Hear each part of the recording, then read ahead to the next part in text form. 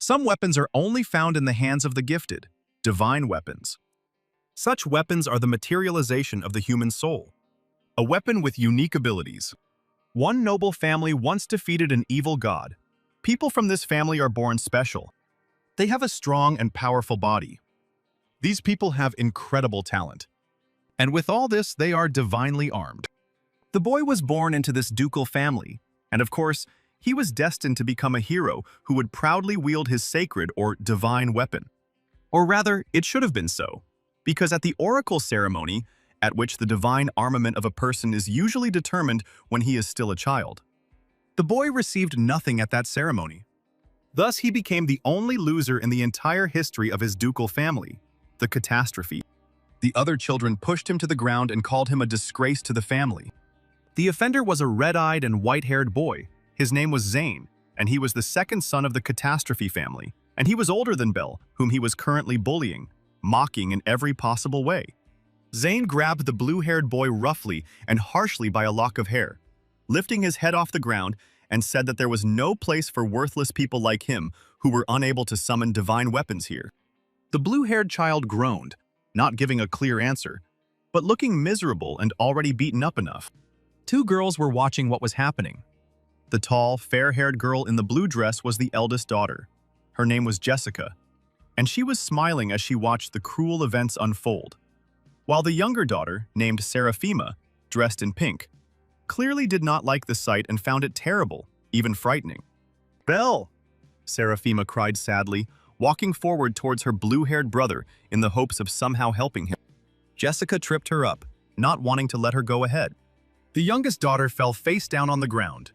Jessica placed her heel on the girl's head, wondering what she was up to, since she had been ordered to simply watch.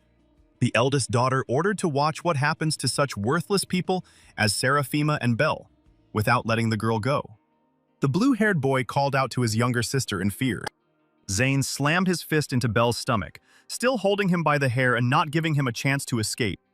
The white-haired boy dropped his brother to the ground and pounced on him with his fists from above, asking if he was sure he could handle it. The fists landed powerful blows on Belle's face.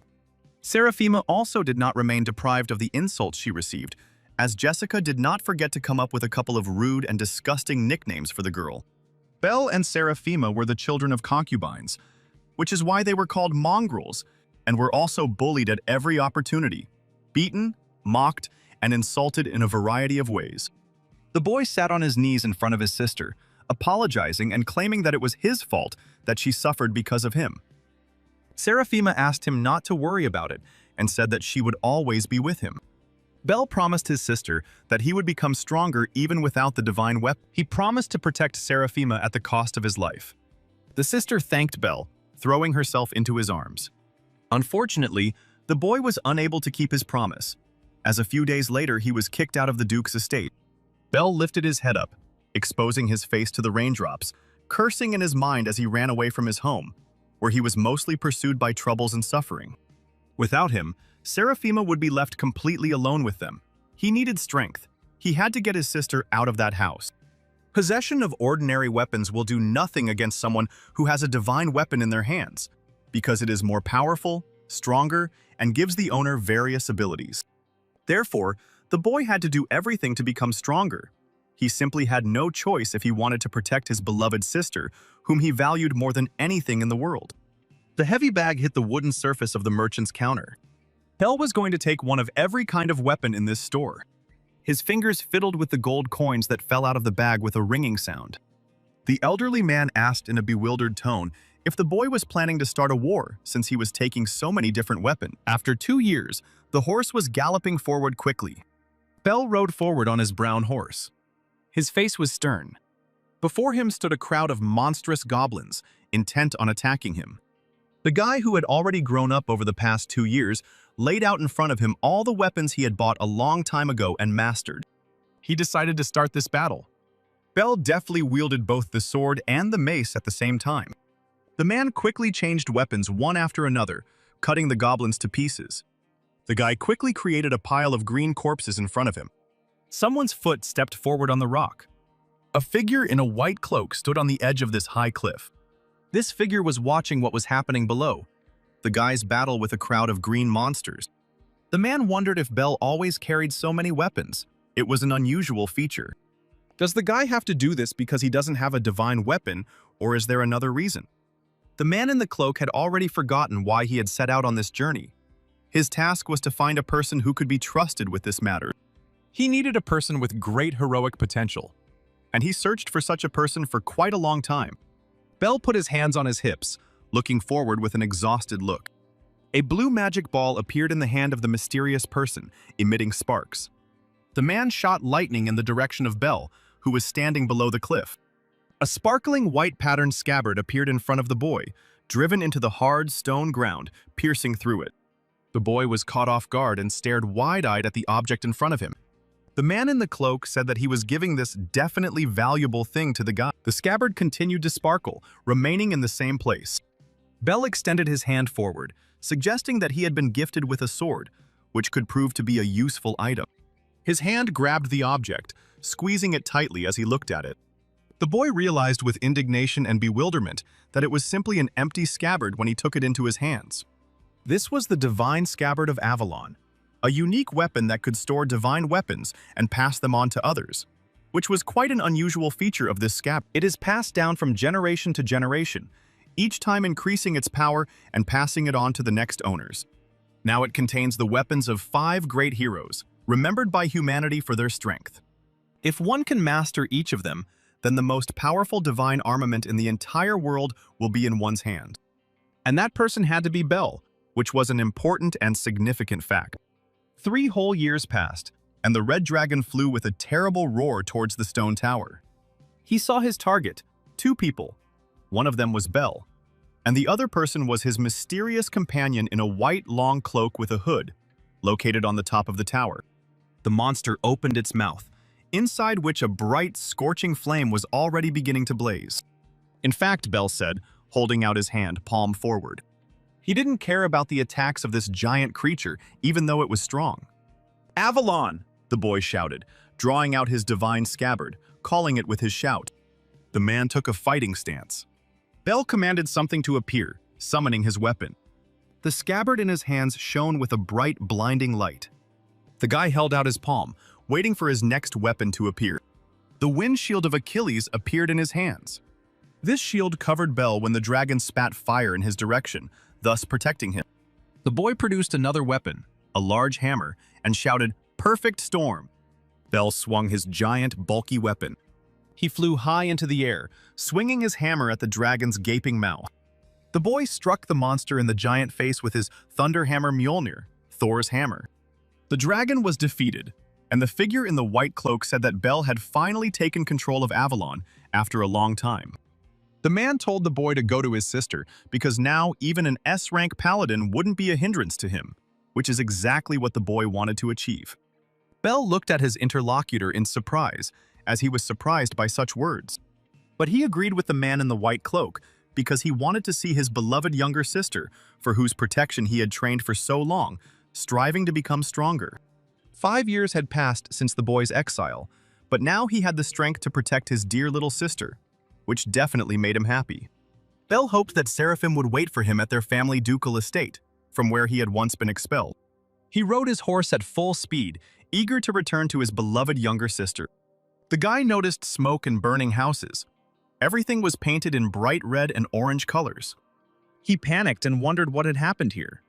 Above the smoke, ash, and sparks, banners with a large image of the familiar coat of arms fluttered. This was the coat of arms of the Duchy of Rothwindsor. People were fighting each other, which made Bell think that a civil war had started. The battle did not look like a joke. It was a serious fight. The guy immediately rushed into the building in a panic, looking for his sister Seraphima and hoping that she was okay and healthy. A half-open door appeared in front of him, and he ran towards it, conducting his active search. In the room behind them, the guy discovered the body of a girl lying in a pool of blood. Bell's face showed horror at the realization of this fact. He immediately ran to the bloody body in the pink dress that belonged to Seraphima. The guy shook her, trying to get at least some reaction from his dead sister. But the girl did not answer him. She only remained silent with her eyes closed. Bell's eyes widened, horrified to realize that this wasn't some bad dream or anything, and his sister really was dead. He remembered the girl's promise when she claimed that she would always be there for him, although Bell himself was not always there for her. The guy screamed, feeling intense mental pain. He had promised before that he would come back and protect his sister, and for this, he was going to gain his current strength. Bell did not understand why everything was happening like this, and what he should do now that his purpose in life turned out to be so useless. A swift red beam appeared. It was sudden. This beam pierced the body of the guy sitting with a corpse on his knees, not ready to dodge. Bell threw his head back, groaning from the sharp pain that appeared in his chest, pierced by the beam. Someone's footsteps were heard approaching, which meant that their owner was already here. Bell felt the mana of the person approaching. It seemed to him that it was a S-rank divine weapon master. This master recognized the guy in front of him, which surprised him, and said that he had heard about the exiled Bell. However, this did not matter to this man because he was going to reunite the boy with his sister by sending him to the world of the dead. Bell realized that it was this person who was to blame for the girl's death, killing her and leaving the body here. The man told the boy to be a good brother and keep Seraphima company forever, intending to kill him. Bell indignantly shouted at his interlocutor, asking how dare he behave like that. At the moment of his death, he realized that he was dying without taking revenge, and the guy was not ready to accept it. Little Bell stood before the oracle in the temple, the multicolored light falling on the two of them from the stained glass windows, which was a familiar sight to him. The boy stared at his hands in surprise, not immediately realizing where he was, but recognizing everything around him. It was the Cathedral of the Holocaust, which made Bell think he had just died, kneeling next to his already dead little sister. The man said that he was beginning the oracle ceremony, which was an important moment in the child's life, because in his past life, it had literally predetermined his entire life. The boy wondered if this meant he had been transported back in time to his childhood, and if this meant that everything could be changed. The oracle told Bell to stretch his hands forward to visualize his divine weapon in his mind. The boy thought about his weapon and what it could be. At that point, he had not yet found Avalon, which meant that he could not be here and now. Bell would have to start over again before he was sent away again, so he concentrated on the feeling in his outstretched arms, hoping that this time it would be different. When a blue light appeared in his palms, the boy could not believe his eyes, as he did not expect such a thing. There was no doubt that in his hands was the very Avalon that had faithfully accompanied him in his past life. He could now start all over again, with this thing in his hands, for this scabbard was strong and powerful. The boy was ready to change his destiny thanks to his strength, which he did not have in his past life at this age. And so begins his real life, the life for which he was now ready. In Bell's hands was the divine scabbard, Avalon. The oracle said that the divine scabbard was a rare thing, that this scabbard was special and not everyone could receive such a thing. Bell asked the man if he was sure he couldn't fight with a scabbard, as that was exactly the kind of conversation the boy expected from this grown man. The oracle answered negatively because he wanted to say something else, not that. The boy had no need to worry, for in his hands was the finest divine armament in the entire world. If he had gone back in time, then Seraphima should still be alive, so the boy ran as fast as he could towards her room, hoping that he was right. Bell couldn't help but think about his sister. He prayed silently that she was alive. His hand grabbed the golden handle of the wooden door that served as the entrance to Sarah's bedroom. The girl sat on a red chair in front of a large window, looking out of it, her hands folded on the hem of her pink dress, which she often wore. She turned her head, greeting her brother with a joyful smile as he entered. Bell thought that he hadn't seen his dear sister for a long time, because he had spent 5 years trying to become stronger and reach a new rank, and when he returned, he found his beloved sister already in the form of a dead, bloody corpse. Seraphima was the same as the boy remembered her, kind and smiling. The girl ran to her brother, ready to greet him. She asked Bell with anticipation how his ceremony had gone and what divine weapon he had received. The boy hugged Seraphima tightly instead of answering, as he was very glad that she was alive and well, even though it was hard for him to believe his eyes. The girl asked if Bell was okay. He was acting unusually for this period of his life. The boy begged her in his thoughts for forgiveness for the fact that he could not protect her in his past life. He was sorry, although he could not tell Seraphima about it. Bell remembered hugging his sister's dead body and screaming in despair over her body. It was a difficult, albeit not recent, memory for him. But this time he would not allow a tragedy to happen. The boy promised that this time, Seraphima would not experience any pain or sadness, because he would not let anyone hurt her, that now everything would be different. The girl muttered that it hurt, and Belle immediately released her, apologizing, stunned by the realization that his embrace had been so tight because he had become emotional. Seraphima said that there was nothing wrong with it because her brother's hugs made her happier because her life wasn't the most joyful. "Brother," the girl said in surprise, noticing something. She was surprised to see Belle crying, tears streaming down his face as he couldn't hold back his tears. Seraphima stroked his head as a gesture of consolation and said that no matter what happened, everything would definitely be okay, because he had a sister who loved him no matter what. The boy's eyes widened as his tears continued to flow, but he did not utter a word. The older brother, a white-haired boy named Zane, burst into the room, throwing the front doors wide open, declaring that he had noticed that the mongrels were getting along well, and clearly intending to make fun of his younger brother and sister. He smiled, realizing that he had found Belle, as he had been looking for him after the oracle ceremony. The girl fearfully squeezed her brother's shoulder with her hands, and he frowned when he saw Zane, clearly not happy. The white-haired boy said that he had heard everything about what had happened. He leaned on Belle's shoulder, reminding him with interest that something interesting had happened at the ceremony, which meant that the priest had told Zane everything. So he had come to mock the blue-haired boy, because such a pastime was the favorite pastime of the second son of the Catastrophe family. Belle answered honestly that he received the scabbard. Zane snorted in disdain when he heard this information, after which he laughed because the scabbard is not even a weapon. But for a mongrel like Belle, they are quite suitable, since he is not worthy of more in his eyes. The white-haired boy asked how his younger brother was going to fight with the scabbard, since it wasn't even a full-fledged divine weapon that was usually obtained through the oracle ceremony in their noble family. Belle's hand clenched into a fist, expressing his anger. He told his older brother to take back his harsh words, fighting back for the first time in his life. Zane asked him back confused, as he had not expected such a bold reaction in the form of some kind of rebuff. The blue-haired boy repeated his order, louder this time, so that Zane would be absolutely sure of what he heard. The eldest son of the Catastrophe family indignantly asked if Belle dared to be insolent to him. This had never happened to him before. He raised his fist, declaring that he would teach his younger brother how to talk to older children. Belle swung his fist. He hit Zane with a powerful punch to the stomach. The white-haired boy doubled over in pain and began to cough. He fell to his knees, still coughing, as the blow was strong and unexpected. Belle said he warned him not to dare to offend or insult his sister.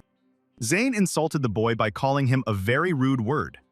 He told me not to play these stupid, naive games with him. The eldest son claimed that he would make Belle cry and beg for forgiveness, and if he did not obey, then Zane would roast him with his spear, and he was confident of his future victory. It was the igniting fire spear, Zane's personal divine weapon. Belle told his sister to step back because he wanted to protect her. He stroked Seraphima's head, assuring her that everything was fine. The boy asked to provide everything to him, as he was going to deal with the offender. He summoned his Avalon, his special weapon. His divine scabbard appeared in his hands. Zane asked if the boy really believed he could defeat him with this scabbard, since this thing couldn't even be called a full-fledged weapon. The elder brother was an E-rank paladin, so he was confident of his victory, because logically, he should be stronger than his younger and pathetic brother. Belle remembered what he knew about this information: ranks and powers. Paladins are divided into ranks depending on their strength.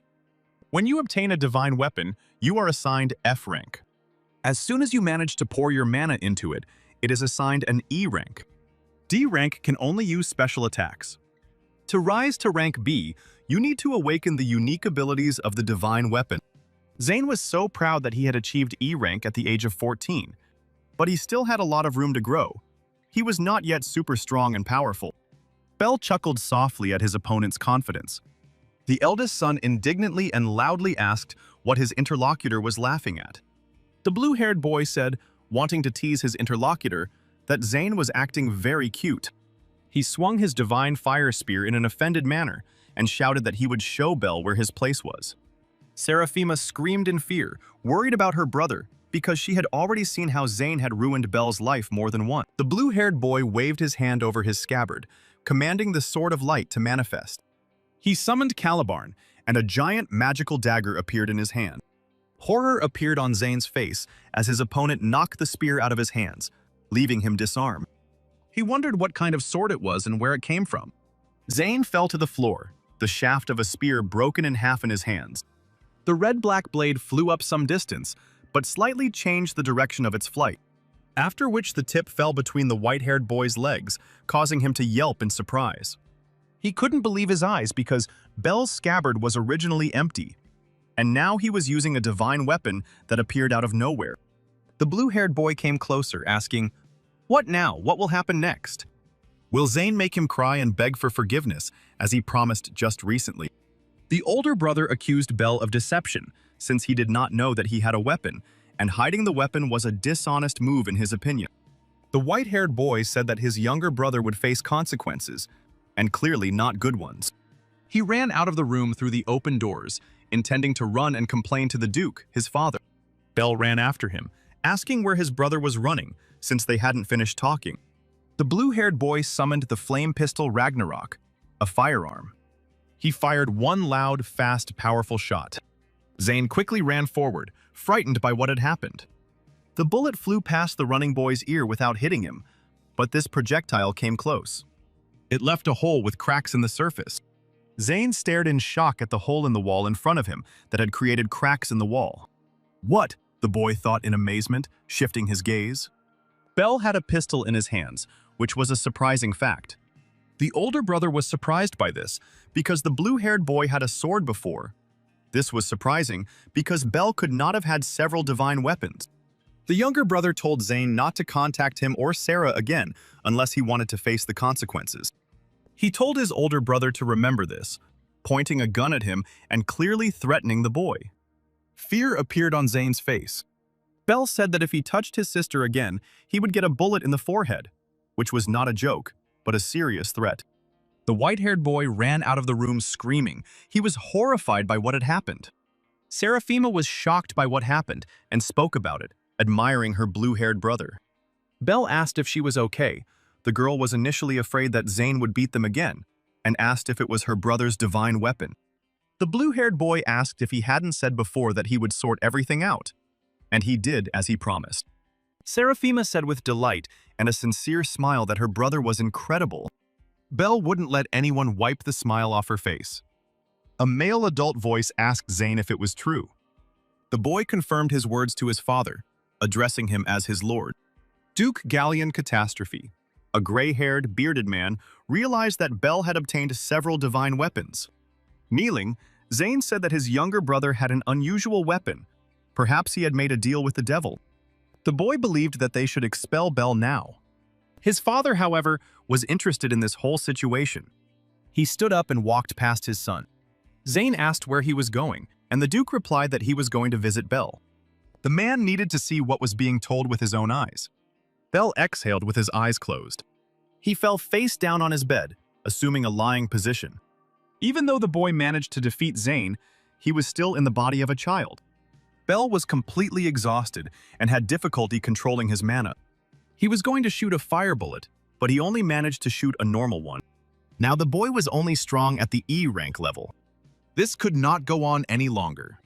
Bel remembered events from the past, the Civil War. Then the Rothwindsor family attacked them. This was another famous family with whom the Catastrophe family had a long feud, so the reason for their attack could have been anything. Bel was sure that the dark figure who killed him and his sister was a man from the Rothwindsor family. This time the boy promised to protect Seraphima. But to do this, he needs to raise his status in this house. The doors to the room swung open. Lying on the bed, Bel turned towards the entrance. Duke Galleon entered and said that they had not seen each other for a long time. The boy wondered what his father was doing here. His father was the Duke of Catastrophe. In the great battle that took place 20 years ago, the Duke fought alone against the evil god and the famous monster Tartaros. He traveled through the dark continent where monsters lived and was called the Holy Sword of Genesis. Galleon's eldest son also came with him. Bel understood everything. This meant that the Duke knew something. But this was even good in Bel's opinion. The best way to improve his status is to make his father pay attention to him. The boy knelt down, respectfully greeting the Duke. Galleon Catastrophe said that the youngest son had truly changed. The man said that today he came as Belle's father, offering to talk. The boy was afraid that one wrong word and the conversation would get out of control. They must be responsible for their own words and actions. The Duke chuckled thoughtfully after hearing these words. He ordered his youngest son to rise from his knees. The man decided to support Belle if he really thought so. The boy felt the pressure. The Duke's gaze was terrifying as he asked if Zane and Belle had ever fought, when the man had banned fighting in his house. So why had the blue-haired boy hurt the brother he was supposed to respect? A bead of sweat ran down Belle's face, and he became nervous. Zane smiled evilly as he looked at this, thinking that his brother was finished. No one in this house could stand up to my father. Belle frowned. He replied that he got angry then because his older brother bullied his younger sister. Galleon understood this and asked if the boy had broken the rules because of a small offense. Belle agreed with this, and he did not regret it. The Duke clutched his sword, asking if his son truly did not regret breaking his rules. The boy replied that abandoning those you love is a real shame for a paladin. He will protect his sister, even if his opponent is his older brother. The man listened to him thoughtfully. This is the knight's path chosen by Belle. The Duke drew his sword and pointed the tip at his son's neck. He asked whether the boy would stick to this path if his father became his opponent. Belle confirmed that he would protect the girl from Galleon. The man thought about these words. He definitely liked it. So the Duke said he would pretend nothing had happened, which startled his eldest son standing nearby. After which Galleon Catastrophe turned to Zane, asking if it was true that he not only lost the fight with his brother, but also bullied his sister. The white-haired boy panicked when he saw his father's reaction. The man shouted that it was a disgrace and ordered his eldest son not to show his face again. After this, the father turned to Belle. He understood the child, and it was a brave act to express his opinion, understanding what could follow. The boy bowed his head, asking for forgiveness, but Galleon replied that there was no need for an apology, because for the Catastrophe family, this was very wonderful. Now the Duke wants his son to show his full strength. The man told the boy to reveal his divine armament. Belle agreed with his father's wishes. He raised his palms, between which a round blue light was already glowing. Doubt appeared on Galleon Catastrophe's face. The boy held his scabbard between his hands, saying that this was his divine armament, called Avalon. The amazed man thought it was impossible. He had heard of the legendary divine armament, which contained the spirit of the first paladin. The very same divine armament, passed down from generation to generation by the greatest heroes. The Duke said that his eldest son mentioned that Belle used both a sword and a gun, and when he asked if what he said was true, the boy agreed with what he said. The youngest son extended the scabbard forward. He said that both of his weapons were inside these scabbards. The boy showed both the gun and the sword. The Duke was surprised by the display of the divine armament. Belle explained that he could use 2 weapons at once, but the scabbard had 3 more types, which amazed his father even more. The Duke was amazed that his son was a future hero. The man said that he was not interested in weaklings. He will expect a lot from his youngest son. So the Duke ordered the boy to work harder and turned around, clearly intending to leave. The dark wooden door into the room slammed loudly. Belle sat down next to the bed, exhaled, and put his hand on his forehead. He felt his father press on him with his aura. But now Galleon Catastrophe expects a lot from his son, and the child must show his strength, even though he remains just a child. The boy needed to get D rank as soon as possible, and he had to wait for as many monsters as possible while increasing his mana. Belle confidently decided to start by hunting orcs in the forest. It was a dark night outside. The sky was deep blue, and there was a big round white moon in it. The giant, ugly green goblin head was dripping blood as it lay severed on the ground. A large amount of dark red blood spurted out again. Something light blue flashed over another orc corpse lying on the ground. The light silhouette of an animal passed by. The creature's predatory fangs were covered in blood.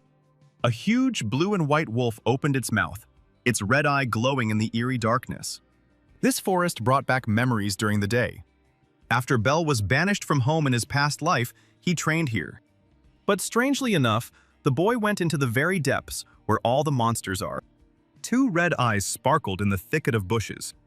Belle didn't even meet an orc once during his entire journey. It was at this moment that he came across scraps and pieces of orc corpses. A look of fear appeared on the blue-haired boy's face.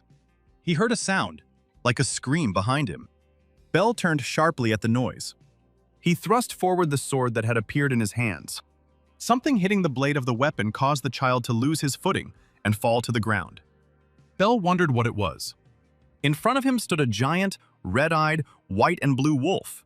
As the boy had expected, it was Fenrir. Now, Bell understood the reason why he hadn't encountered any monsters. He only wanted to hunt orcs, not run into a D-rank monster. The boy had almost no mana. At best, his strength was that of an E rank. Honestly, Bell would just like to run away as quickly as possible. But as soon as he turns away, Fenrir will kill him. The red-eyed beast's pupil narrowed.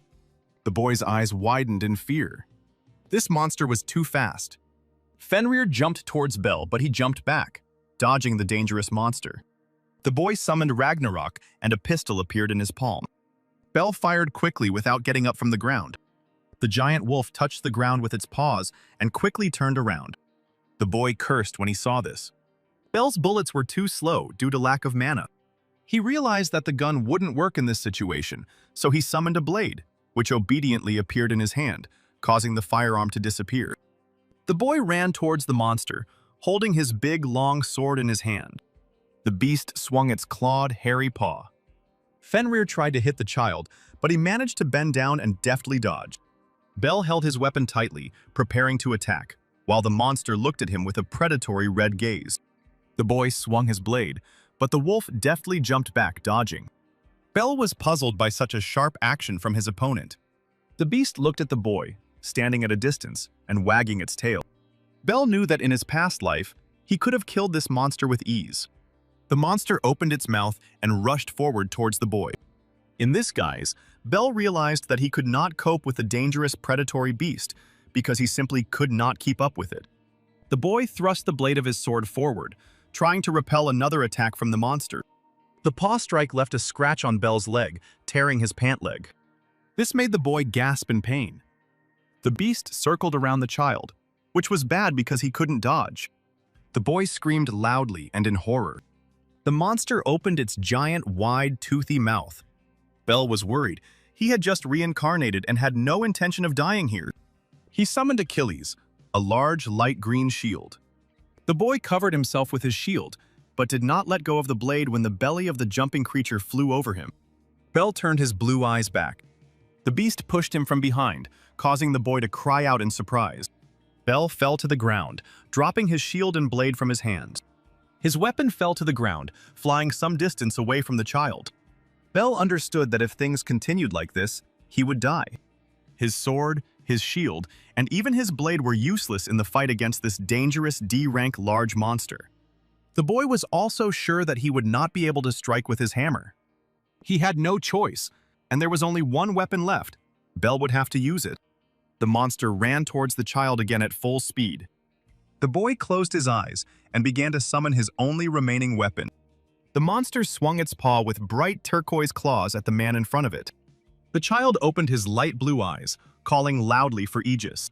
The dangerous beast pounced on the spot in front of itself where Bell stood, hoping to catch and kill him. But the boy stood in the same place, safe and sound.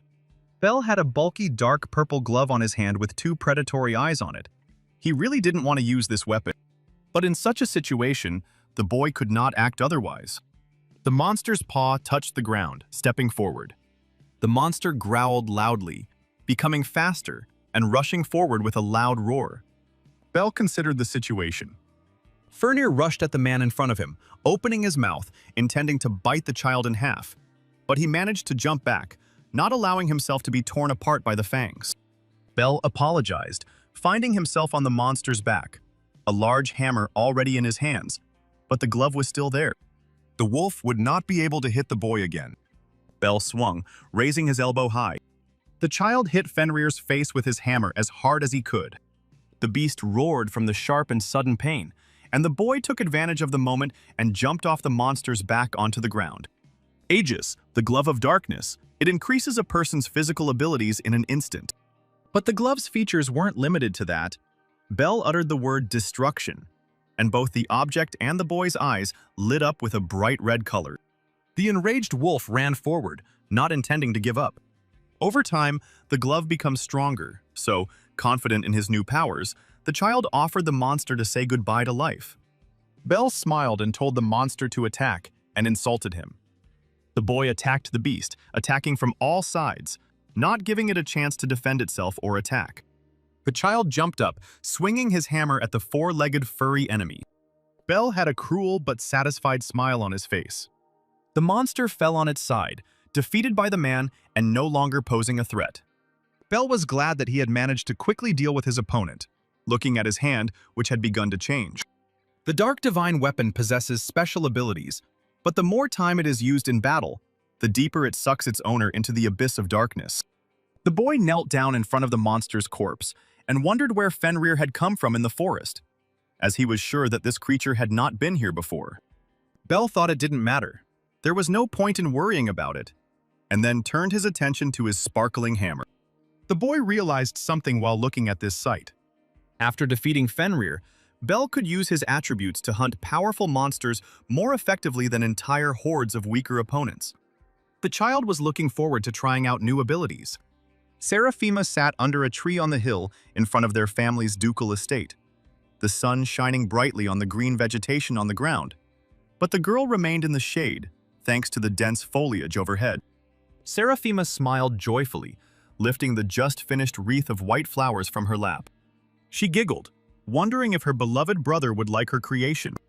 Someone's hand suddenly snatched the wreath from the girl's palms. Jessica asked rudely what this nonsense flower crown was. She said sarcastically that such a crown might well suit such a pathetic half-breed as Seraphima. The younger girl looked at her older sister in horror. Jessica asked her companion Spencer what he thought about the wreath. The guy with purple hair thrown up and an evil smile said that what his companion said was the pure truth. Jessica threw the wreath to the guy, addressing the guy. The flower crown was torn into two halves by a blue flash. Spencer held a blue, magical whip in his hand. Seraphima gasped in fear. Jessica said she was incredibly bored. So the fair-haired girl suggested that her younger sister have some fun, and a magical divine pistol appeared in her hand. Jessica said with a smile that it was time for shooting practice. She fired with a loud sound. Seraphima squealed in fear, dodging. She opened her eyes and discovered that Belle had suddenly appeared and blocked her vision, thrusting forward his divine scabbard and offering to play together with his older sister, since she had already played. Seraphima was surprised by the sudden appearance of her beloved brother. The blue-haired boy said that he was just looking for an opportunity to test his divine weapon. Jessica asked what he was trying to do here. She said that no mongrel or half-breed would stand in the way of her fun. Seraphima grabbed her brother's shoulder in fear. The boy apologized to his sister for being very scared by this situation, but everything was fine. Belle narrowed his eyes at his opponents. Spencer insulted the boy and asked how he dared to even look at Miss Jessica. Belle assumed that this guy was serving the blonde girl. He said that it was too rough a way of speaking for someone dealing with the Duke's son. Spencer chuckled as he said he was showing his respect to his concubine's son. The blue-haired boy frowned. Jessica said with a mischievous smile that Belle was too young and asked what happened, after which she said that he managed to defeat Zane, so the blue-haired boy got carried away. Spencer said that Zane was too careless. The older sister didn't think that he could lose to someone as trashy as Belle. It could have been a fluke. How difficult the task was to lose to some scabbard. Belle asked why the older girl didn't just look after herself, and at the same time think about whether it really was luck or not. The fair-haired girl narrowed her eyes in displeasure. Jessica loudly ordered her servant to deal with the trash, by which she meant her younger brother and sister. Spencer obediently grabbed his glowing magic whip, a smile on his face. The tip of his whip touched the green grass. The vegetation turned into a piece of ice. Belle looked closely at his opponent. He recognized him. It was Spencer Gray. The guy was a D-rank paladin whose divine weapon was the ice whip, meaning Spencer was much stronger than Zane, who was only an E-rank paladin. Belle narrowed his eyes, considering this. Jessica's companion said he would freeze the boy's legs so he couldn't run away, then freeze his arms and torso so the child couldn't move a single finger. After this, Spencer intended to disfigure his victim's face beyond recognition. Belle mimicked his interlocutor and declared that all he could do was talk nonsense. For the tears shed by Sarah, Spencer and Jessica will have to suffer. The guy told Belle not to look at him like that. Spencer declared that the boy would turn into an icicle and swung his divine whip. The whip whistled past Belle's ear. Jessica was very surprised that her younger half-blood brother managed to dodge such a blow.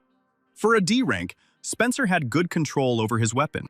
But compared to the training Belle had undergone in his past life, what was happening now was kindergarten. Seraphima admired her brother's actions, comparing them to dance movements. Spencer claimed the boy was simply running away from him, turn after turn.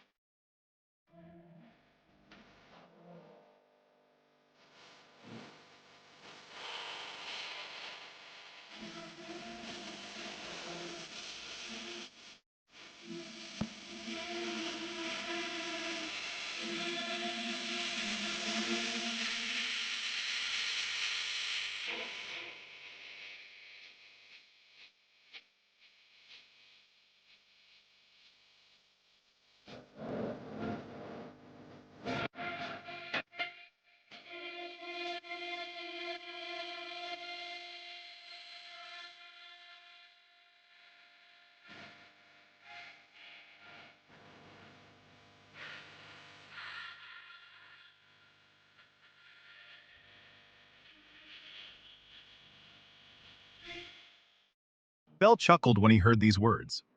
He agreed, deciding that he would no longer dodge. All three were surprised, both sisters and the guy. Belle was curious how Spencer was going to turn him into an icicle and do other things he had promised earlier. The guy said that Jessica's younger brother was even dumber than he had previously thought. Spencer promised to freeze him solid, just as the boy had wished. He swung his whip towards Belle, who had his arms outstretched. The whip flew writhing towards the boy's body. Seraphima screamed in fear. Belle's legs were trapped in blocks of ice. The boy's hands and even his body began to freeze slightly. Spencer chuckled, explaining that his opponent was now immobilized, which opened up some options for him. Belle asked if that was all the boy could do. It was the blue-haired boy's turn. Spencer frowned, not understanding what was going on. Belle raised his ice-bound hand and called forth Ragnarok with a loud cry. The scabbard hanging at his side glowed white. The boy's divine pistol appeared in his hands. Spencer was shocked by the appearance of the second divine weapon. Belle pointed the gun at his other, still frozen hand and shouted, "Mana release." A bright yellow flame erupted from the barrel of Ragnarok's pistol. Now that the ice had melted, Belle could move again. Jessica couldn't believe her eyes. Why did her little brother have two weapons? And how could he use the weapon's attributes? Belle said that it was time to pay for what had been done. A fiery volley emerged from the muzzle of Ragnarok. Fear appeared on Spencer's face. His whip writhed again, creating an ice flow for self-defense. Spencer's silhouette was visible in the ice flow, his face dissatisfied. The guy laughed, confident that Belle wouldn't be able to hit through that thick ice. The boy said that it was as easy as pie. He fired his pistol again. The fiery projectile pierced the ice flow and flew into Spencer's face. Horror and bewilderment appeared in the guy's eyes. A fireball hit him in the stomach. Spencer flew back with a loud scream. He fell to the ground with the grass. Jessica stared at his body in horror. The blonde girl understood that Belle had broken through the ice. Was he really stronger than a D rank? Jessica herself was an E rank. In this situation, the girl had no chance. The blue-haired boy walked towards his older sister. He said that it was all over. The girl squealed in fear, putting her hand forward. She took her divine pistol with trembling hands and fearfully told Belle to go away. Jessica fired several times, but the projectiles flew past the blue-haired boy's head. The girl screamed in fear for Belle to get away from her. She took a step back. Jessica tripped as she stepped back and fell onto the grass. The younger brother took a step towards her. The girl gasped in fear. Her pupils narrowed. Belle's silhouette seemed scary, dark and threatening to her. The boy ordered Jessica never to approach Seraphima again. Tears appeared in the fair-haired girl's eyes, and she looked like a beaten, pathetic puppy. She rose from the ground and ran away with a scream of horror. Heeled footsteps rushed towards Belle. Seraphima suddenly pounced on him with jubilant embraces. The girl worriedly asked if he was okay and if he was injured. But her brother replied that everything was okay, and most importantly, that she herself was safe. Seraphima was amazed by how her brother fought. She noticed that he was strong. The boy promised to become even stronger to protect his dear and beloved sister. The girl remembered that she had managed to make wreaths, but one was missing, so she decided to give the remaining wreath to her brother, even though she had made it for herself. She placed her flower creation on her brother's head, thanking him for always protecting her. It was a gift from his sister. Belle smiled widely, thinking that one day the whole nation would honor him. But there were still some problems. Even the knights and servants despised them for being the children of a concubine.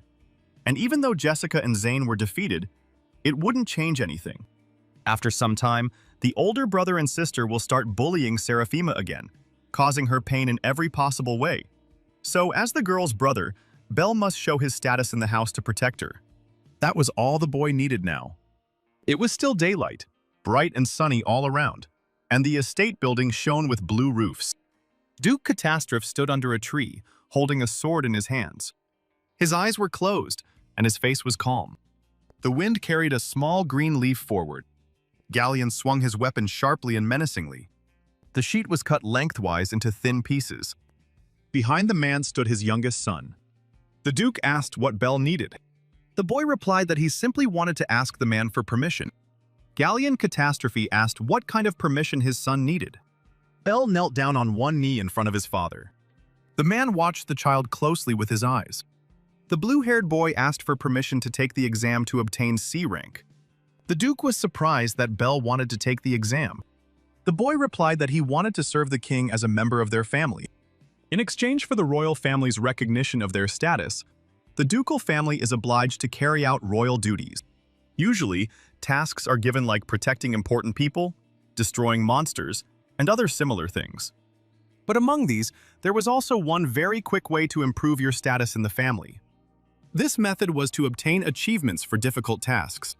And to accept such tasks, a higher rank was needed. The Duke saw that his youngest son was full of ambition, but Galleon still believed that it was still too early. The man explained that one must become a full-fledged paladin before reaching C rank. Belle is currently only at F rank, as he has just received his divine weapon. Galleon Catastrophe stated that if the boy wanted to advance in rank, he should start with the E rank exam.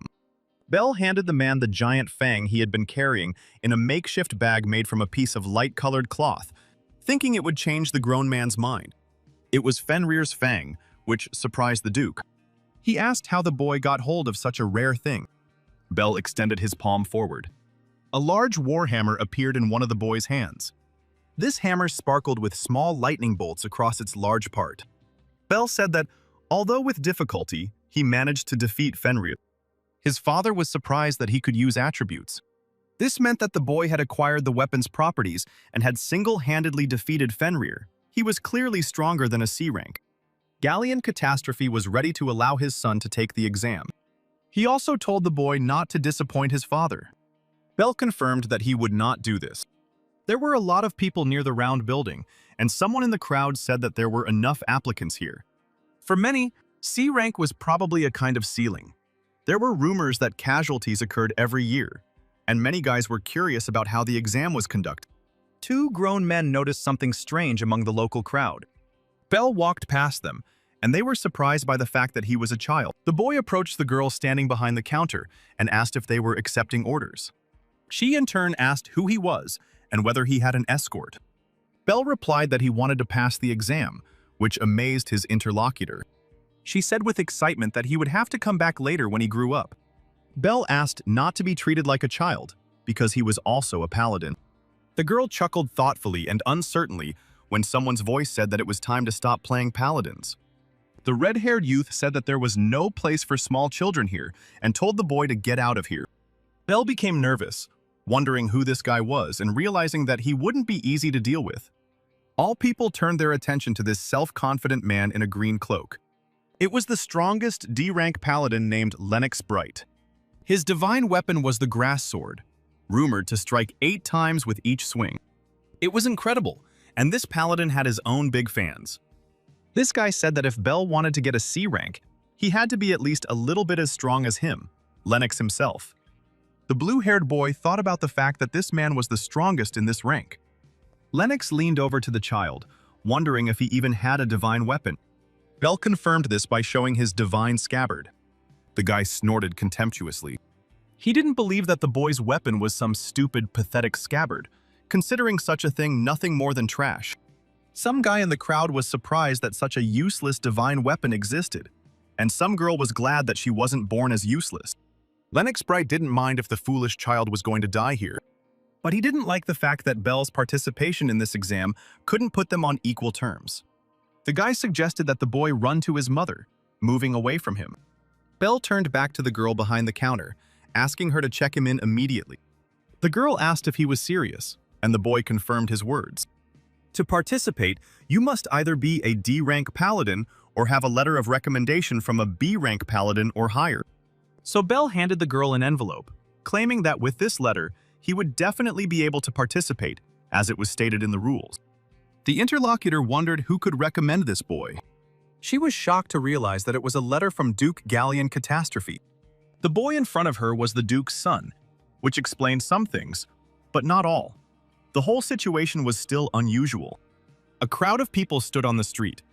The man on stage was about to explain how the C-rank exam works. First, the examinees will go to the dungeon using the teleportation stone that has already been brought here to fulfill its purpose. Then they will have to return the light gemstone on the 5th floor in 5 hours, and no one will give them more time. There are 3 of these blue round stones in total. 3 people who complete the task will receive a C rank, and this statement surprised many of the examinees, because the number of those who pass the exam will be so small, which is unthinkable. Bright was confident that he would become one of this trinity, and he hastened to declare this very loudly and as noticeably as possible. People looked at the self-confident guy with doubt. The examinees were asked if they were all ready for the test with the labyrinth and fights with monsters. The exam was declared to have begun. Belle extended his palm forward. The teleportation stone illuminated everything with a bright, blinding blue light.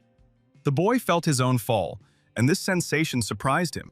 He fell to his knees on the hard surface and quickly began to look around, assessing the place he had found himself in, which turned out to be a stone room resembling a cave. Belle assumed that they were all sent to different places on this floor.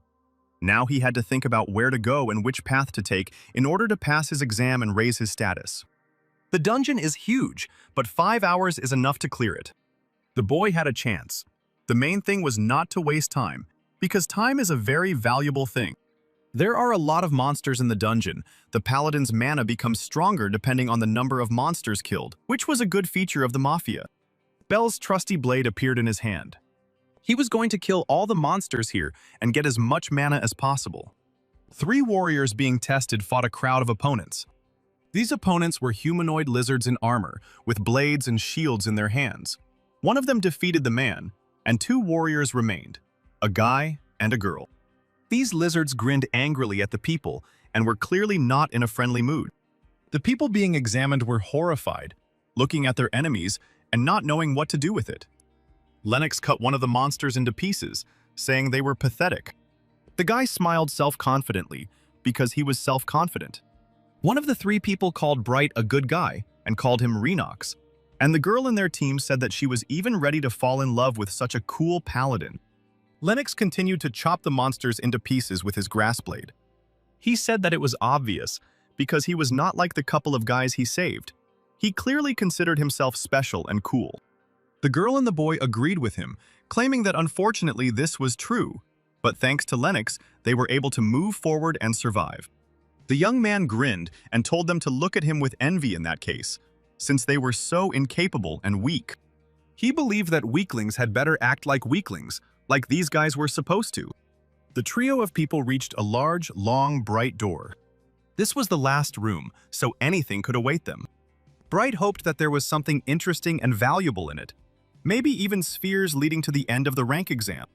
The room behind the door contained a variety of D-rank monsters, but despite their diversity, they were all equally hostile. In the back of the room there was an altar, in which one could certainly find something valuable for passing the exam. The stone foot of one of the monsters hit the stone floor with a loud thud. The monster walked purposefully towards the trio of warriors. Bright was about to blow all his enemies to smithereens in a matter of seconds again. He swung his grass blade, a worthy and powerful weapon. Lennox found his opponent tough, which is why he remained unharmed, and most importantly, alive. The monster swung its heavy fist. Its attack must have been powerful. The monster struck with all its might at Bright, who had been so confident up until that moment, causing his confidence to crumble very quickly. Lennox coughed and screamed as he flew some distance away from his opponent. He was puzzled that his sword could not cut through the enemy. The guy's companions were also puzzled and frightened. They also began to be attacked by various monsters of all kinds from all sides. The boy swung his weapon, hoping to damage the creature. He cut the blue monster in front of him into two halves, after which this creature began to recover very quickly since attacks with blows did not work on it. The girl couldn't reach the predatory purple-feathered flying humanoid creature above her with her sword. The monster waved its wing at the girl, causing her to scream. Bright wondered as he watched this battle if this was the final room for the C-rank exam. The stone fat man looked menacing, and in this room there were only monsters with resistance to a particular weapon, which significantly complicated the rapidly approaching battle. The monster swung its fist at Lennox, who was sitting on the floor after falling. He closed his eyes in horror and covered himself with his hand. He was already sure that they would be killed, and their life would end within the walls of the labyrinth for the exam. But the monster was broken into stone chips by the huge hammer of Bell, who suddenly appeared. Bright opened his eyes slightly, not understanding what was happening. The boy exhaled, saying that he was almost late.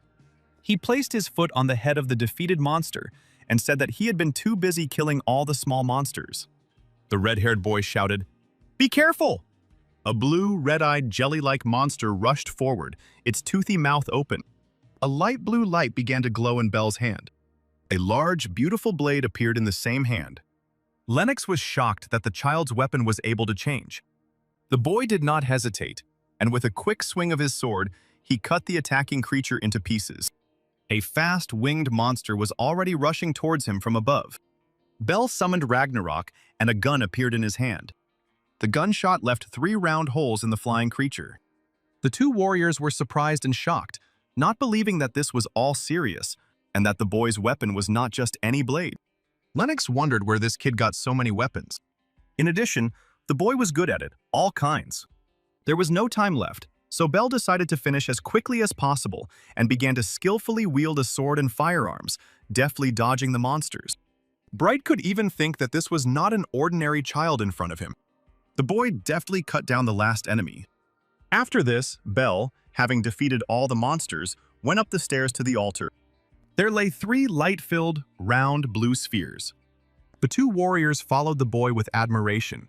They were terribly interested in how he was able to defeat all the opponents single-handedly and how he carried so many weapons with him.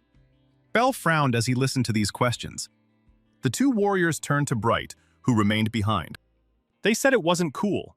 This guy acted all cocky but lost like a total weakling. Lennox sighed sadly, looking down. The two warriors remembered the spheres and were glad that they could now be called C-rank warriors. Bell suddenly summoned his giant hammer Mjolnir. He took one of the spheres from the holes in the altar. The boy swung the hammer. He brought his weapon down with all his might on the altar, crushing it, turning it into real pieces and crumbs.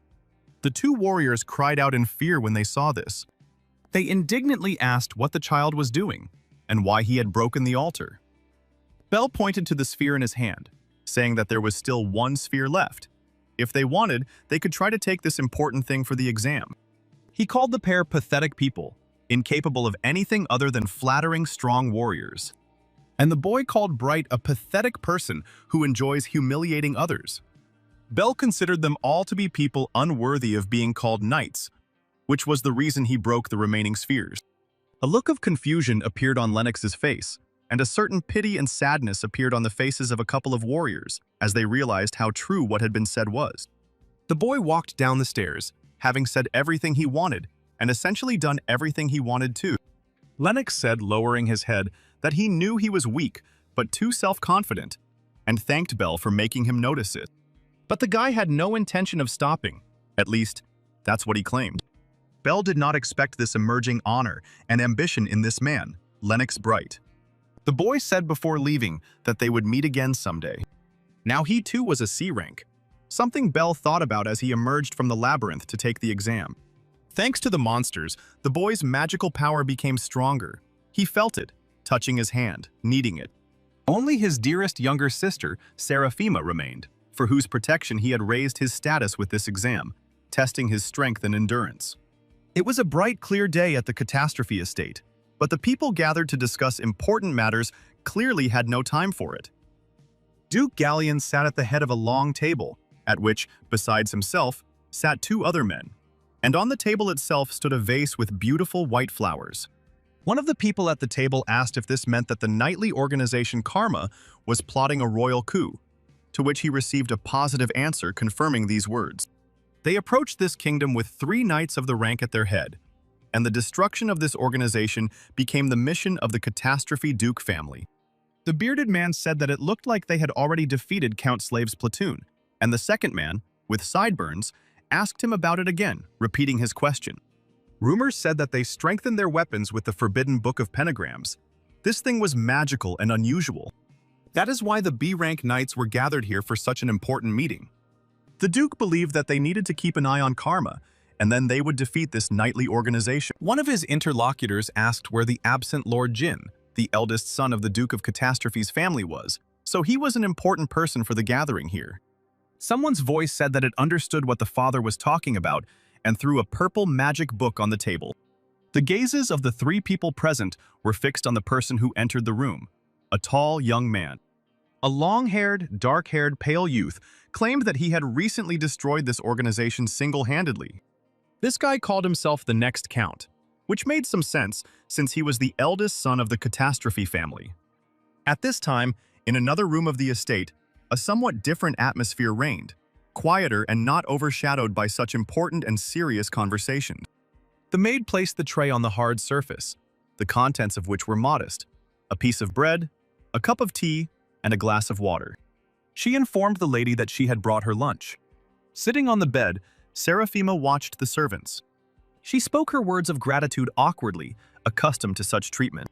The maid did not deign to answer the girl and took her food tray cart out of the room, leaving the child alone with the food she had brought. The girl's face immediately became saddened by the way she was being treated. She looked at the food brought to her, which was too simple and meager. Seraphima sat with her hands folded on the hem of her cute pink dress, lost in her dark, unhappy thoughts. The doors opened, and Belle entered the room and said that he was back, holding a box in his hands. A kind smile was visible on the blue-haired boy's face. Sarah's face immediately lit up with a happy smile. She ran to meet her brother, asking where he had been and saying that she had been worried. But Belle apologized, saying he had things to do at the time, and in return, he brought a gift. A whole roast chicken, a delicious baked pie, and 4 red ripe apples appeared on the table. The girl clapped her hands, delighted at the apple pie that was brought. She thanked her brother and, smiling sincerely, suggested that they eat it all together. Belle found the sight cute, but he had no time to be moved. His sister was brought a simple dinner as usual, probably because the old servants do not like the mistress's children. Seraphima happily chewed a piece of apple pie, while her brother thought that he needed to start working quickly to improve her life.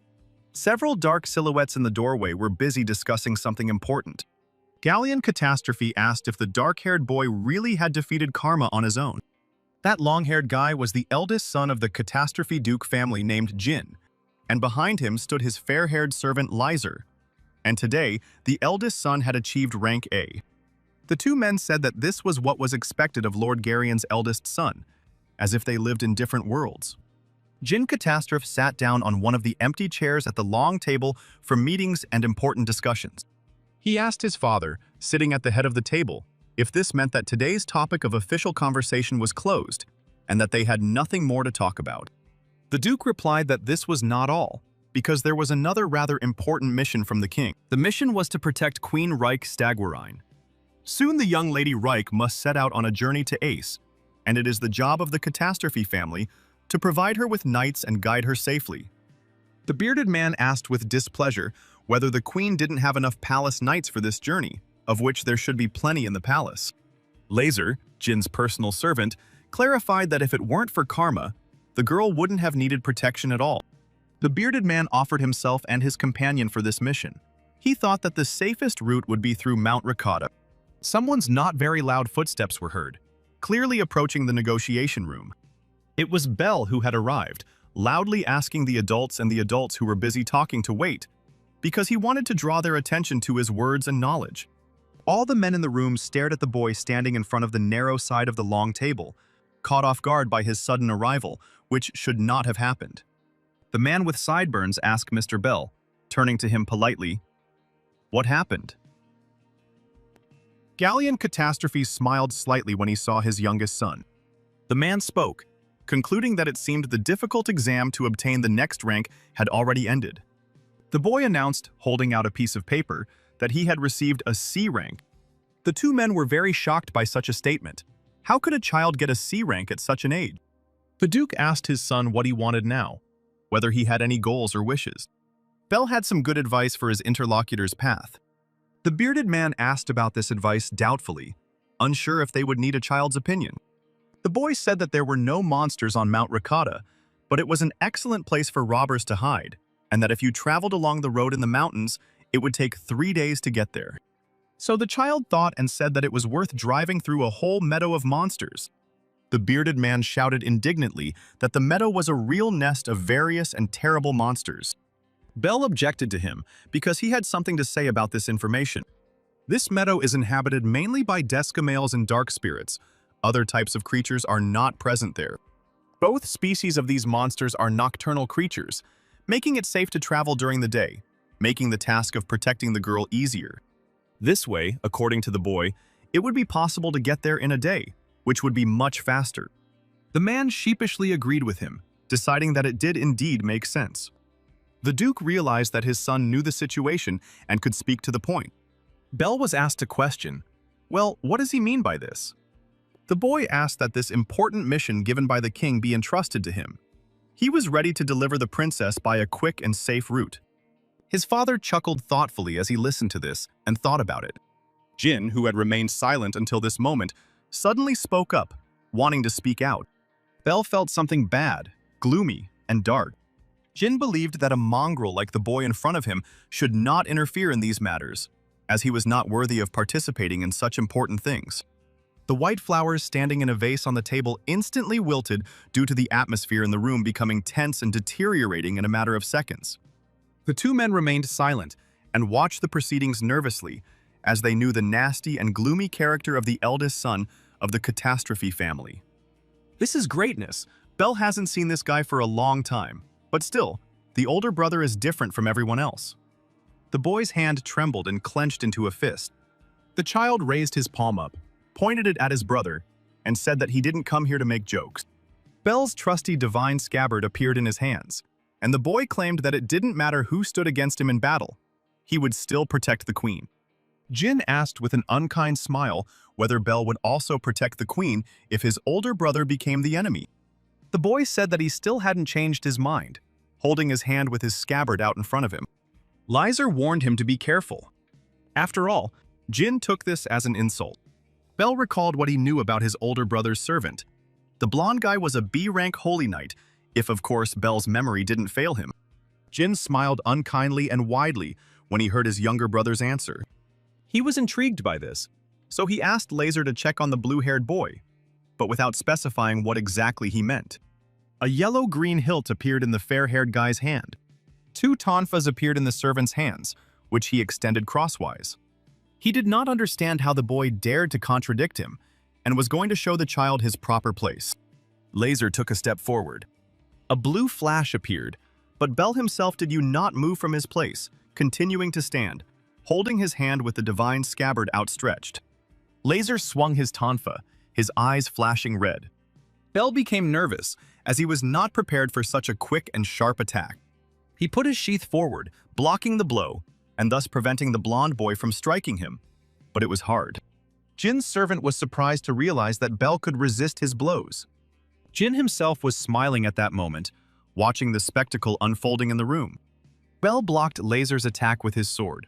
The boy almost hit him, as he turned out to be stronger than the blue-haired boy thought. He thought that he could not win yet. A loud order was given to stop fighting in the meeting room. Bell's gaze shifted tensely to the source of the order.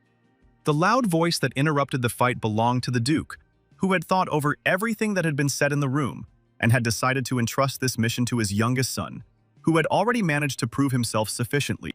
Laser was taken aback and asked if Galleon was sure of the catastrophe, saying such a thing and making such a decision. The boy's father believed that this mission was suitable for him, since his karma had already been destroyed anyway. Bell thanked the Duke with a satisfied smile and promised to do everything in his power. Jin's face darkened as he glanced sideways at his father. But it didn't last long, because just a moment later his face was distorted by a creepy and unkind smile that was quite common for him. The tall, light stone building soared upward with its bluish roofs. It was Stagwarine Palace, and Bell thought that in his past life, he had not been able to get here. He walked confidently forward towards the gates of the palace, in front of which stood 2 armed and equipped knights, acting as guards. They told the boy to stop and told him that he was not allowed to go inside. Bell showed a piece of paper with a document and said that he came on a mission and his name was Bell Catastrophe. The guards were surprised when they heard this information. Could this child really be the C-rank Holy Knight? Despite the fact that this situation was unusual, a couple of people opened the gates for the boy, letting him into the palace. These knights were still pondering the fact, looking at his back, that this child would serve as a guard for the princess on this mission. Bell's gaze was expressionless as he walked forward. In front of the door of the blue carriage stood a tall, white-haired girl in a dark outfit, and on either side of her, 2 people knelt down. She said that this time she had quite nice security, referring to Bell who had approached. The girl put her hands on her hips and apologized, saying in a self-confident tone that she would not need the boy's help. The palace was illuminated by bright daylight. A young man with long blonde hair tied back in a ponytail was kneeling before the throne, when the figure on the throne asked if Reich had already set out. The guy confirmed this and raised his head, showing that half of his face was hidden behind a red mask. He informed the man on the throne that the girl would be guarded by several palace knights and a boy from the ducal family named Bell Catastrophe. The sitting guy knew that Bell was the youngest son of the Catastrophe family, and that he was still very young. If this kid is so good, then the fair-haired guy should be more careful and attentive. The man on the throne allowed his subordinate to use something mysterious. The fair-haired boy obediently agreed with him. He said that killing was his profession, and held out his hand with blades between his fingers, which were his weapons. The blue carriage moved forward, drawn by 2 bay horses and driven by a coachman sitting in front. Bell sat next to the girl inside the carriage, opposite the guards who accompanied the queen on the journey. The guards called to the ceremony of the first Queen Reich in another country. It sounded simple, but at the same time, it was an important mission. The boy could not fail this mission for the sake of his beloved and dear sister. But he didn't feel like he was needed on this mission. Bell asked for forgiveness and asked the queen what she meant when she said that she didn't need him. The carriage wheels turned, moving it forward. Reich replied with an indifferent look that she simply didn't want to get attached to anyone. The girl had a weapon and claimed that she was not so weak that she could not defend herself. Bell sheepishly agreed, noticing that the queen was more arrogant than he expected her to be. The girl looked silently out the carriage window, not seeming interested in these conversations. She saw a marketplace there, where people were bargaining, crowding, and watching various craftsmen and actors going about their business and creating a show. A strand of hair on the girl's head rose up, falling out of her previously sleek hairstyle. A genuine curious smile appeared on Rika's face as she leaned against the window, looking at everything with pleasure. Bell couldn't help but smile when he saw it either. The girl immediately turned to him and in a displeased, rude tone asked what was wrong, since he started smiling.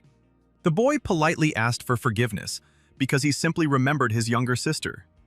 Bell said his sister would have reacted the same way, which surprised the queen. The girl asked if the boy often played with his sister, and he honestly answered that he often walked with Sarah. Sister Bella is still little, so for now, he sometimes plays house and similar games with her. Reich said thoughtfully that for her, it was the other way around. She had many brothers in the palace, but she could only trust herself. As the girl turned away, looking out the carriage window with a bored expression, Belle wondered if her last words meant that she and her brothers were all fighting for the title. The boy said that he had the same situation. Belle and Sarah, the children of their stepmother, are bullied by their older siblings, and since their mother is dead, the only ones who can protect themselves are the children themselves. The girl listened to this story thoughtfully. The boy said that unfortunately, he understood how Reich felt lonely, so if she needed something, she should not hesitate to ask for it. The girl wasn't going to rely on anyone, especially this child. Belle asked her not to talk to him like a child, because it was disrespectful. Mysterious figures in cloaks stood behind the tree trunks, hiding in the darkness. In the distance, a gate appeared, illuminated by the light of the night moon. As planned, Reich and his companions reached their destination in just one day. The girl got out of the carriage and complained that she was tired from the trip. A number of people emerged from the gate, led by a fair-haired youth who considered it necessary to greet Lady Reich Stagvarine. The queen asked the boy who he was. He introduced himself as the leader of the night group in the Kingdom of Ash, named Peter Fred, and thanked the people who had arrived for coming to see them. Belle thought that the leader's name was familiar to him, and that he had heard it somewhere before. However, what could it mean that Peter Fred met them here? The leaves of the trees rustled among a heap of other night sounds. The cloaked figures continued to hide behind the trees, and one of the men pulled out a dagger that flashed in the darkness. The knights still stood in front of Reich and her companions, who had accompanied her on her journey. Belle noticed that there were a lot of guards. Suddenly, a dagger, thrown by a mysterious unknown person in a cloak, flew towards them. Belle shifted his gaze, sensing the danger that abruptly interrupted his thoughts and reasoning. He blocked the dagger flying towards the girl, putting forward his divine scabbard, and it flew in the other direction without hitting its target. Reich was frightened by such an unexpected attack. Horror and surprise appeared on the queen's face. Her two guards were also stunned. A cry was heard, indicating that they were under attack by enemies, and a bunch of daggers and other cutting and piercing weapons flew towards the people. The boy was stunned by the large number of weapons. Peter Fred drew his sword from its sheath, calling his enemies villains and preparing to fight.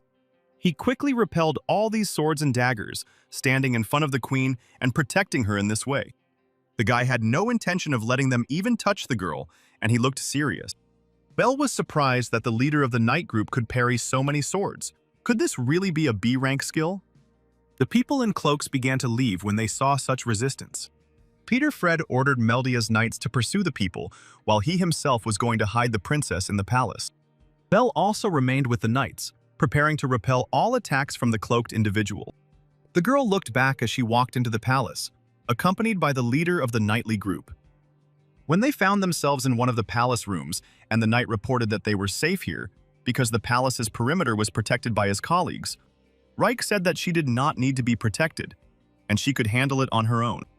The knight said that this could not be done, even if it cost the knights their lives, but he was interrupted by a blow that severed his head.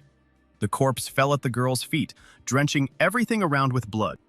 Peter Fred smiled as he held his blades in his hands. The princess was frightened when she realized that she was in danger. The guy said yes, even if it cost the knights their lives. But the life of a knight seemed too cheap a sacrifice for Peter Fred. Reich panicked and asked who was in front of her and what he was doing. She realized that Peter Fred was the real killer.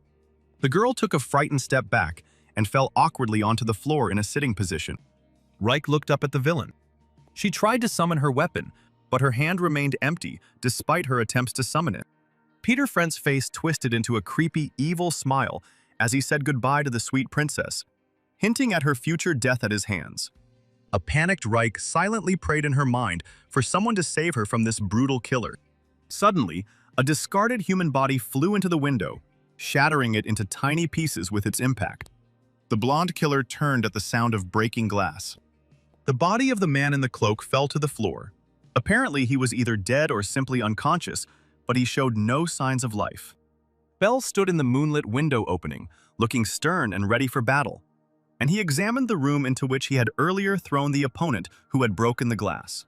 The girl stared at him. There was some hope inside her, even though her guard had arrived unexpectedly.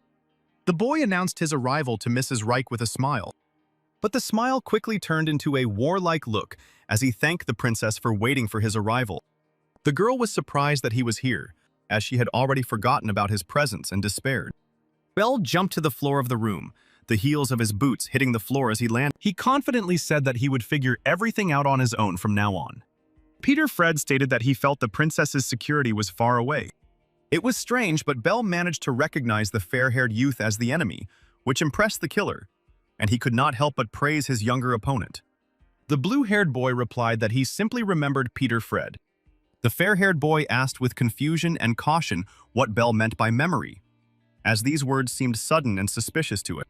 The boy confidently said that his interlocutor's name was not actually Peter Fred. He remembered his real name, and it was Von Legal. The killer was taken by surprise by this truthful statement. Bell continued to share the information he knew. The fair-haired guy usually used 3 sets of lightning as a weapon. Von Legal's former targets include Count Slave and Count Bermott, and Count Reisenhardt, which sounded like a question from Bell. The killer asked how the boy knew this. Bell thought he had caught this blonde guy in his past life. But he didn't think that Von Legal had decided to kill the princess, and that hiding behind the head of the knights wouldn't work. The fair-haired boy was clearly unhappy that his identity was revealed so easily and quickly. He chuckled softly and mockingly. Von Legal stated that the boy barely knew him, and whether he really believed that he could defeat an assassin of his rank. It was true that killing a B-rank opponent would be a difficult task. But with Von Legal, it would have been a different matter. The killer became angry at this statement and released the blades from between his fingers, asking who Bell thought he was. The first attack, according to the boy, was knife throwing. Von Legal threw 6 sharp daggers forward, spreading his arms out to the side after throwing. Bell managed to deftly dodge all the throws and thus was not harmed by this enemy attack. The killer ran closer at this time, after which the guy delivered a slanting blow, but even so he failed to inflict any damage on his young opponent. Von Legal was surprised and even stunned that he was unable to harm the blue-haired boy. He tried to attack Bell from behind, going behind him. But the blue-haired boy was prepared for this, because he recognized the attacks of the killer from his past life. A summoned sword appeared in his hand, with which he struck the enemy who had crept up behind him, claiming that he knew all the attacks and even Von Legal's movements in advance. The fair-haired guy didn't understand how Bell managed to fight off his attacks and hit back. The boy claimed that he could kill the killer whenever he wanted and suggested that he surrender if he still wanted to live. Von Legal sighed when he heard this proposal from his opponent. He shouted out with displeasure and even fury that he would destroy Bell. Bell smiled, because he knew one of the main weaknesses of this killer, because the blonde guy's blows became weak due to anger, which made him more vulnerable. The boy deftly dodged the enraged Von Legal's subsequent series of attacks, which included a push, a cut, then a slanting blow, a throwing of a sharp dagger, and blows from below, all of which Bell could easily predict due to his experience in his past life. Reich, who had been standing on the sidelines all this time and watching the battle unfold, was delighted that the boy, so small, was already dealing with the killer. Bell blocked the blonde boy's dagger strike with his large, broad sword. The girl remembered with regret how she had complained about the presence of such a guard at the mission. The ring with the blue stone on her hand suddenly sparkled brightly. 2 fighters wondered if this was the end. Bell swung his sword at the blonde-haired boy. A bloody mark from this powerful blow appeared on the killer's chest, and he moved away from the boy on his knees. Bell knew all his moves. Von Legal couldn't hit the boy with his blows in the fight. Everything was just as he had been told before. The killer recalled the words about the princess's guard from a noble family being an outstanding fighter, and the warnings to be careful. The blonde boy smiled nervously, deciding it was time for his backup plan. Bell wondered if his opponent was referring to the ability of a B-rank weapon, which was that Von Legal could create a stopping electrical barrier. The boy suggested that the enemy attack because he claimed that he could withstand the enemy's strength. The fair-haired boy asked if it was true, holding a small bottle of blue glowing liquid in his hands. He grabbed the cork in the neck of the bottle with his fingers. Bell was taken by surprise when he saw the thing in the killer's hands. Von Ligel said with a grin that it seemed the boy knew about such a thing as the tears of the Dragon King, after which he picked up the bottle and took a sip of this unusual liquid. The empty glass container fell to the floor with a loud thud. The young man clutched his own chest, his face showing an indescribable expression of incomprehensible emotion. Bell knew that the Dragon King's tears were a very rare item, and if you drank this drink, your magical power would increase several times, which meant that if the killer used this technique, the situation would become bad. Von Ligel held out his hand with the blades clenched between his fingers and said that the boy would regret not killing him immediately. He threw his weapon forward with a powerful swing of both hands. The blades flew forward rapidly. Bell shifted his blue eyes to the side. He deflected the dangerous blades with his sword in his hands, the deflected weapon sparkling, shrouded in small golden lightning bolts. Von Ligel smiled maliciously, wanting to attack his opponent again, who was preventing him from killing the princess.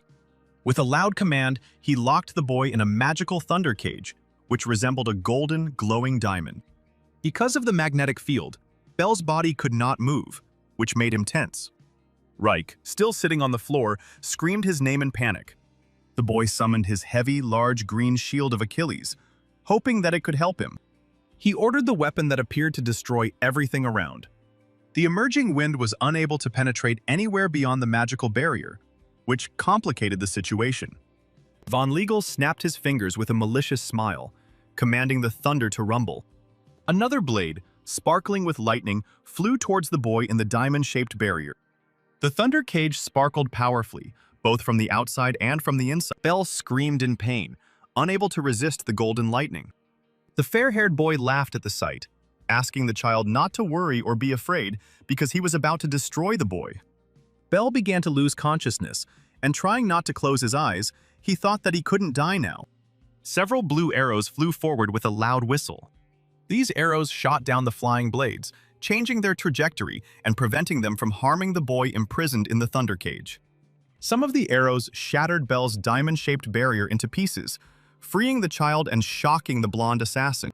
Von Ligel cried out in shock, turning to look at the one who had fired the arrow. The princess stood in a fighting stance, and in his hands was a bow for shooting, from which she released arrows that pierced the diamond-shaped golden barrier. Reich said that the knight had sacrificed his life, and in that case, she had nothing to fear. The blonde boy cursed at the girl, surprised that she was able to use her weapon and attack suddenly. He took out his blades and ran towards the princess, intending to attack her. A look of fear appeared on Rick's face. Bell thanked the lady for her help, already standing on the floor. Von Ligel turned around in panic when he heard the voice of the freed boy. Bell swung his sword towards the blonde assassin, attacking him in this manner. Blood began to flow from Von Ligel's mouth as the boy managed to hit his body with this blow and harm him. Drops of blood splashed onto Bell's impassive face. The blonde boy's body fell onto the wooden floor with a loud thud, and a pool of blood grew under the corpse. The boy asked Reich with a smile if she was okay. The princess's face looked sad as she looked away. Reich stood up from the floor where she had fallen earlier. The girl touched Bell's cheek with regret, calling him a fool, because he himself was covered in a pile of wounds. The princess asked the boy for forgiveness for dragging him into a dispute over the inheritance.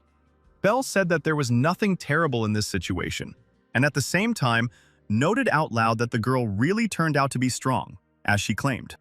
Reich said that she was not strong enough compared to the boy. The girl thanked Bell and promised that when her savior was in danger, she would definitely come and help him. The boy knelt down and, with a smile, formally thanked Mrs. Reich. The girl smiled kindly, looking at her guard in front of her. The princess took the ring off her finger, deciding to give it to her savior, also as a reward. She knelt down in front of Bell and placed the ring in his palm, telling him that she was giving him this thing as a sign of her respect. The boy stared at the ring in surprise, as he recognized this unusual object. A white ring with golden patterns on its surface, and a blue stone sparkled as it lay on his palm. The roofs of the ducal estate were illuminated by the bright afternoon sun. Galleon Catastrophe looked at his son, who knelt before his desk, and remarked out loud that his child had returned. The man heard all about the mission. Bell was able to successfully protect the queen. The boy confirmed this, looking up at his father and saying that he had indeed fulfilled this important mission. Galleon Catastrophe suddenly noticed something with surprise. The Duke asked if the ring on the boy's hand was the Ring of Solomon. The child replied that he received this item as a token of gratitude from the Queen. It was the Ring of Solomon, one of the treasures passed down from generation to generation by kings. Rumors said that it had special magical powers. The Queen gave the boy such a valuable thing, which meant that he was not so simple. A smile appeared on the man's face as he thought about this. Galleon told his son that he would soon have to enroll in Athena. Belle was very upset when she heard these words. The Athena School of Holy Knights is an institution attended by holy knights of recognized family lineage. In the Holocaust family, children are taught by ordinary home tutors. But the candidate for the title of head of the family must go to school and socialize. So Belle's path turned out to be the path to the title of head of the family, the Duke himself. The boy obediently agreed with his father, and Galleon Catastrophe himself said that when the time came for him to go to school, he would inform the child about it. But for now, let him rest. Belle turned to the Duke, his master. The man asked what he needed. The boy stood up from the carpet and straightened up, looking at his interlocutor. Belle had one more request for her father. The dark wooden doors creaked, revealing a bright passage into a new and illuminated room. Sarah ran excitedly, arms outstretched, around the warm, spacious room decorated in pink tones, while her brother watched with satisfaction. The girl, not believing her eyes, asked if it was true that this classroom now belonged to her. She ran and jumped face down onto the soft, fluffy, pale yellow bed. Belle answered his younger sister's question in the affirmative, saying that their father had given him permission, and since the Duke had settled them in the main mansion, they were no longer cramped. The girl thanked the boy, lying with a smile on the comfortable soft bed. Suddenly, Sarah noticed her beloved brother's hand. There was a scratch on the back of Belle's hand, and his sister asked what was wrong with his hand, if he was okay. The boy sheepishly replied that he had managed to get injured on a mission when the girl grabbed his hand and began to examine it carefully. Sarah wished for pain in cats and dogs, and so that Belle's hand doesn't hurt. The boy thanked his sister politely and with a smile, claiming that he really was no longer in pain. Belle stroked the girl's head, noticing that she was being treated better in their family, which was partly what he had been trying to achieve. Now the boy had to think about what to do next. After all, in 5 years, another count will start a war against the ducal family of Catastrophe, and Sarah may again find herself in danger. In order to save his sister, there is still a lot to learn, which is what Belle will have to do. To do this, the boy needs to become the next head of their family. Lizer opened the door to his master's room, where he was painting something on his easel with an enthusiastic expression. The room of the eldest son of the Catastrophe family was dark and decorated in purple colors. The fair-haired servant knelt down, bowing to Jin Catastrophe. The gentleman did not answer immediately, too focused on drawing. A yellow spot blossomed in the midst of the blue of his canvas. Laser said that to his regret, he had one message. The Duke and head of the family decided to give Mr. Bell to Athena. This is the first time that other than the eldest son of the Catastrophe family, someone will be sent to this school. A war for the title may break out. Before this can begin, the servant had a certain proposal. The dark-haired boy told Laser to shut up and leave him alone. His hand laid the palette and brush aside. Jin Catastrophe believed that his younger brother did not pose a significant threat to him at the moment. Also, the fact that Belle was getting better was beneficial for the guy. The paint flowed down the canvas. Jin touched the canvas with his fingers, the liquid purple paint. Lizer watched his master's actions with surprise and bewilderment. The dark-haired boy slapped his paint-stained palm across his face. Jin Catastrophe said, removing his hand from his face, which was stained purple, that he liked to break things that were already finished. The fair-haired servant sheepishly agreed with his master's statement. Sometime after this conversation, Laser walked along the corridors of the estate, thinking that no matter how much Mr. Jin wished, it was dangerous to leave Belle. The boy has several weapons, and at his young age defeated a B-rank knight. Just in case, the blonde servant needs to do something about this. Belle sat in a spacious, bright room. Now, weapon skills of rank B and higher were above all else for him. If the boy can unlock them, he will have a great advantage. But to do this, he needs to defeat many high-ranking monsters, and Belle doesn't have that much time. In the blade of his weapon, the child noticed a silhouette approaching him. Belle turned around, trying to recognize the person walking towards him. It was Lizer who entered the room. The fair-haired guy turned to the boy with a serious expression on his face. Bell was surprised that Laser came and addressed him. The boy asked if his older brother Jin Catastrophe had asked him for anything. The fair-haired servant asked for forgiveness for what happened recently, bowing to Bell. The boy claimed that it was impolite of him to draw his sword on the Duke's son. The boy wondered what had happened to Laser that he had become so polite, but he said that there was nothing terrible in his interlocutor's actions, and he was ready to forgive him. The fair-haired servant thanked Bell from the bottom of his heart. He also had another topic of conversation with the child, which he informed his interlocutor about. Bell's hand tightened on the hilt of his sword. Laser asked if the boy could go with him on a monster-slaying mission. Bell asked his interlocutor again with surprise. Laser explained that the other knights, including Lord Jin Catastrophe, had other plans. But seeing Bell's impressive results, the servant decided to ask for their help. The boy found it strange that Jin's servant was asking him for help. As the Duke's son, he could not refuse the mission, but he had to keep an eye on everything and be careful. The child agreed to accept this request for help. Laser thanked Mr. Bell. But on the fair-haired guy's face there was a creepy smile of anticipation. He had some kind of plan for this mission, connected with the boy. Bell asked impatiently where the specified mission was to be carried out. Laser put on a concentrated expression again, and replied that the mission location was in a remote area of Meldia Ethica. The name Ethics was familiar to Bell. The boy was delighted, because in order to increase his strength, he needed to go to Ethics. Ambrosia was an incredible and quite rare item that, when consumed, would permanently increase the amount of mana. 2 bay horses pulled a dark carriage forward along the road. Bell sat next to his older brother's servant, thinking that if he could get a few, he could reach rank B without having to hunt a ton of monsters. However, there is only one incredibly rare chance to obtain such a valuable item as Ambrosia. This chance and method was to conquer the hidden dungeon. Bell thought about one such hidden dungeon as he looked out the window of the carriage he was inside. One such hidden dungeon appeared near this city, Ethica. People walked in small numbers along the dark night streets of the city. Laser and the blue-haired boy were sitting in some drinking establishment. The servant suggested that they discuss everything one last time before this important mission, before they went there. Their task this time was to defeat Leviathan. Laser reported that it had been confirmed that there were 7 of these C-rank monsters in total, and the pair needed to deal with them as soon as possible. It was already late today, the fair-haired servant suggested starting tomorrow. First, they needed to rest from the road. Bell agreed with this option and, getting up from the table, said that he would go to his room to rest. The boy left, and as he walked up the stairs, Laser snorted, watching him go. The fair-haired guy thought with a grin that Bell was a real fool, because he didn't even realize how little time he had left to live in this world. Laser was going to make it look like it was just an accident tomorrow.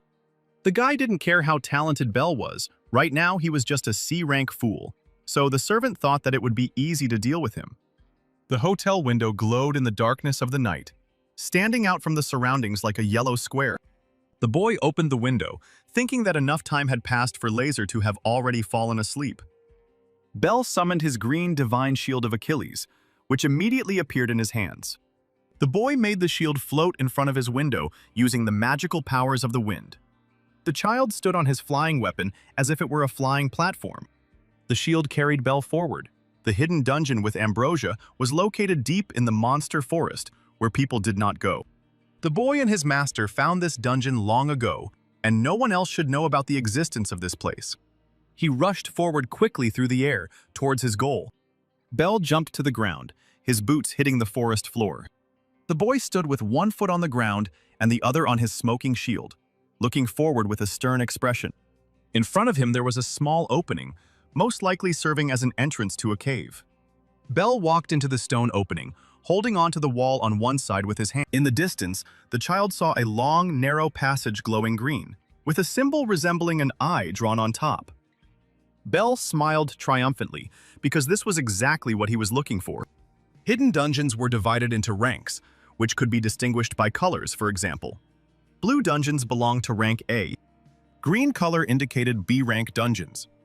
And after clearing a dungeon, a person received ambrosia of the appropriate rank for a particular dungeon.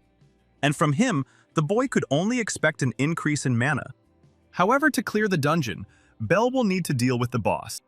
When the boy and his teacher found this dungeon in his past life, the child was a D-rank warrior, and then the teacher stopped him, claiming that it was too early. Of course, it will still be difficult for the current Bell to deal with a B-rank boss. But the boy could not retreat from his fear. Bell extended his palm towards the green entrance to the dungeon. The boy walked inside, thinking that he needed to become stronger as quickly as possible to change the future of his younger beloved sister Sarah.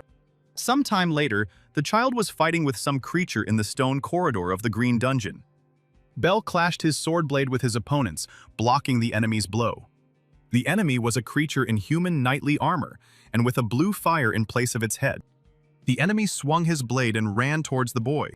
His swing crossed the space with a blue flash. Bell managed to successfully block his opponent's blow. The boy swung his blade after fending off the armored creature's attack. Bell leaped at the enemy, splitting the monster's fiery blue head into two halves with his blow. The creature's head disappeared as he pushed the boy forward. Bell snorted in displeasure while in the air. A blue light shone in his palm, illuminating everything around. The boy summoned his massive divine hammer Mjolnir, which glowed golden in his hands as he swung the weapon that appeared. The child struck his opponent with the hammer with all his might. Fire and armor continued to stand in his place, holding his shield and sword in his hands. Bell realized that his physical attacks did not leave even a scratch on this armor. He thought about his next steps in this battle. Bell swung his glowing blade, standing in a fighting stance. The boy believed that now was the time for him to use magic. The child attacked the fire in the armor with a giant swing that looked like a white flash. Bell thought with glee that magical attacks were harder for his opponent to block. The boy had never seen such a monster before, but he assumed that this creature was at least C rank. The armored enemy swung and attempted to hit Bell, but he managed to block the attack with a loud cry, even though he was caught off guard by the enemy's sudden attack. The boy was confused, not understanding what to do in such a situation. He noticed the monster's shield. If the armored creature had a shield, it meant there were attacks it had to defend against. Bell stared at his enemy in front of him.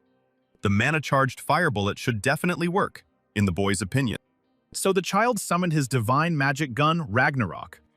A fireball shot out of the barrel of his pistol. The Fire Knight ran towards the child, swinging his sword. Bell kept his wary gaze on his opponent. The monster's head was glowing with blue fire.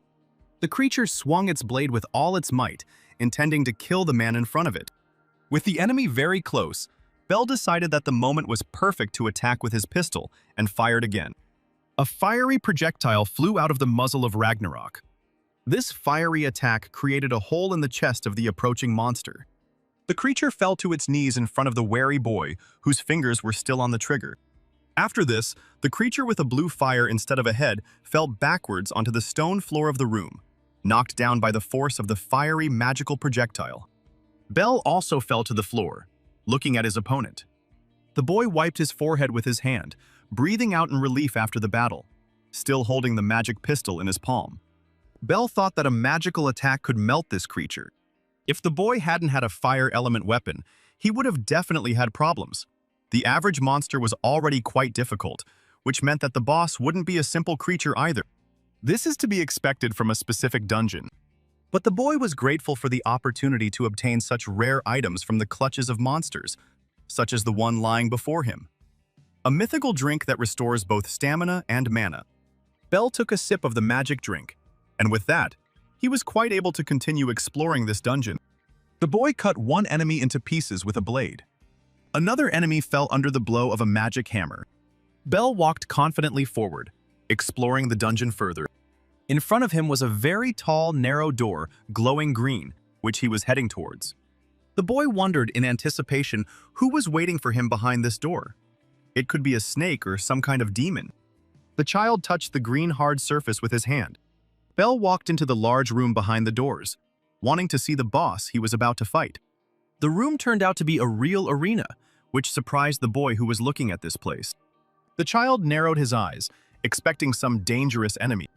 In the distance, Bell saw a dark, human-like silhouette that was illuminated by a gloomy red light. It was the first time the boy had felt goosebumps, and his mouth was dry since his rebirth. The enemy radiated a heart-rending pressure. It was a dark, armored creature with horns and spikes, and a worthy weapon, a long and broad sword. The monster's eyes glowed red. The creature confidently headed towards Bell without hesitation. The boy happily realized that this was the boss of this place. The monster was already next to the man. Bell reached for his divine scabbard, which, as usual, was always with him and hung on his belt. The dark-horned creature looked down at the child in front of it, not yet looking to attack. The creature raised its wide blade up. Bell panicked as he realized that it seemed the boss was about to attack. The monster came even closer and swung its sword at the child, wanting to strike. The boy managed to jump back from the sharp and swift attack, remaining unharmed. The dungeon boss struck again, missing Bell but shattering the stone floor of the battle arena. The boy realized in horror that if the monster hit him with a sword, the child would die from one such blow. The creature paused for a moment, analyzing the situation and its future actions. The monster turned its head, staring at Bell with its red eyes. The beast swung its blade sharply at Bell from below, forcing the child to jump upward as a way to dodge and avoid being hurt. The boy, still in the air, summoned Caliburn. A magical divine blade immediately appeared in Bell's hands. The boy swung his sword hard, dealing a powerful blow to the dungeon boss's back. The monster's red eye flashed. The child cursed, because this was another heavily armored monster that would take a lot of time and effort to defeat. The blade of the creation's sword emitted dark energy as it swung the weapon towards Bell again. In the boy's hand was the hilt of his sword, Caliburn. But then the Ragnarok pistol appeared in his palm, replacing the weapon with the blade.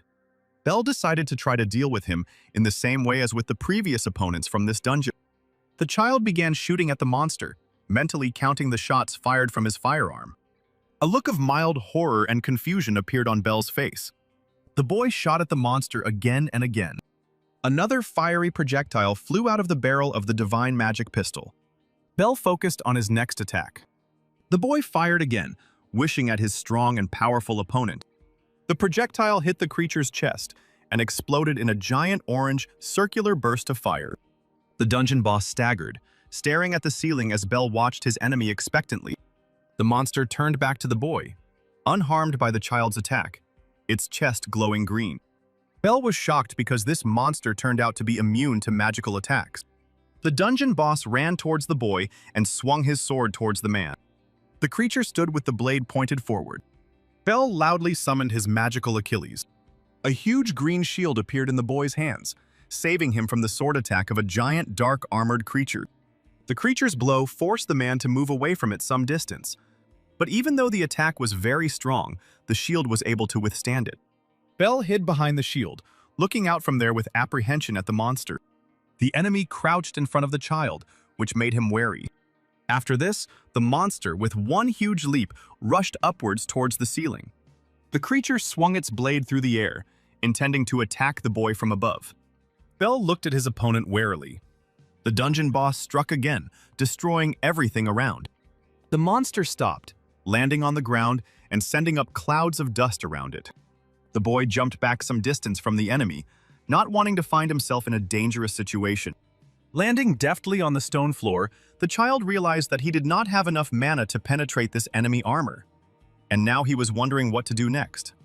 The boy looked into the cloud of dust that rose up after the monster and the man landed. In this impenetrable dust, something sparkled like a bright star.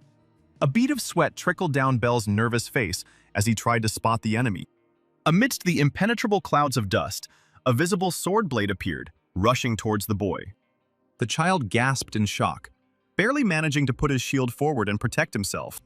The deflected blade flew to the side and sank into the stone floor.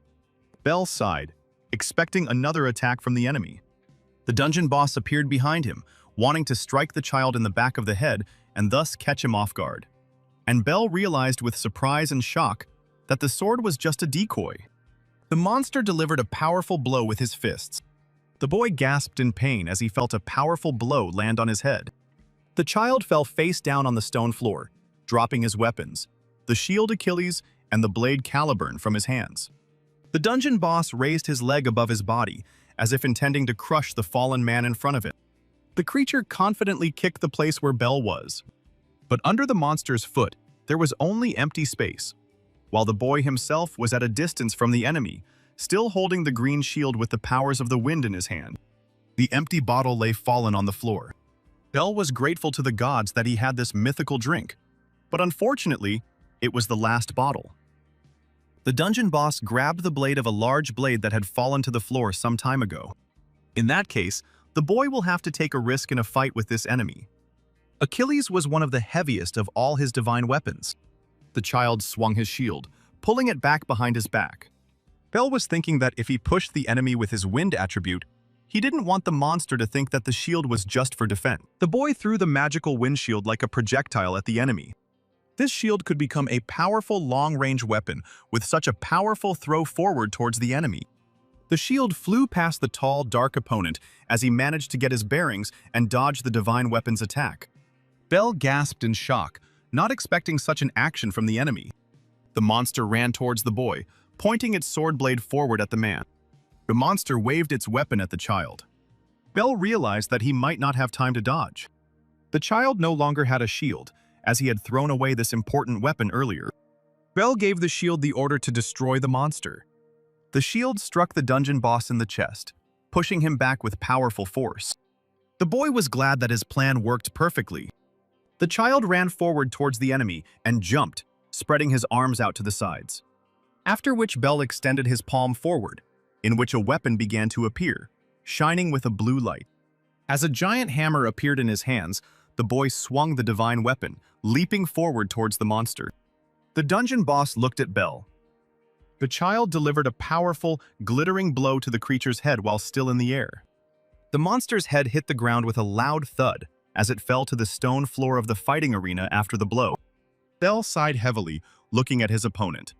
The boy understood that using the shield as a boomerang was dangerous, but it was worth it. This blow did at least half the job. The child believed that all that remained now was to pierce what was inside this dark, heavy armor. The dungeon boss stood on one knee in front of the man, after which the creature got up from the floor and looked towards Bell. The boy was surprised that the monster was still not defeated, and the end of their battle had not yet come. The armor fell in scattered pieces onto the stone surface with a loud roar.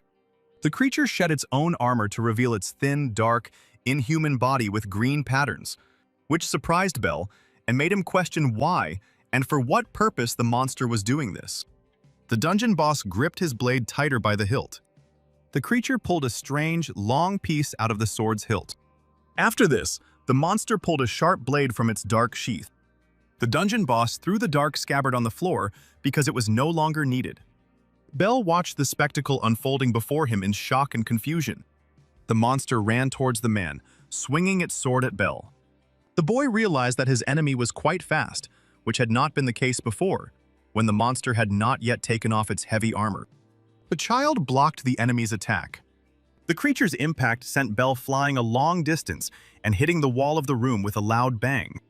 The boy screamed loudly in pain. The child fell face down on the stone floor, his collision with the wall leaving a giant, deep hole that split into a bunch of cracks on the sides. The monster took a step forward.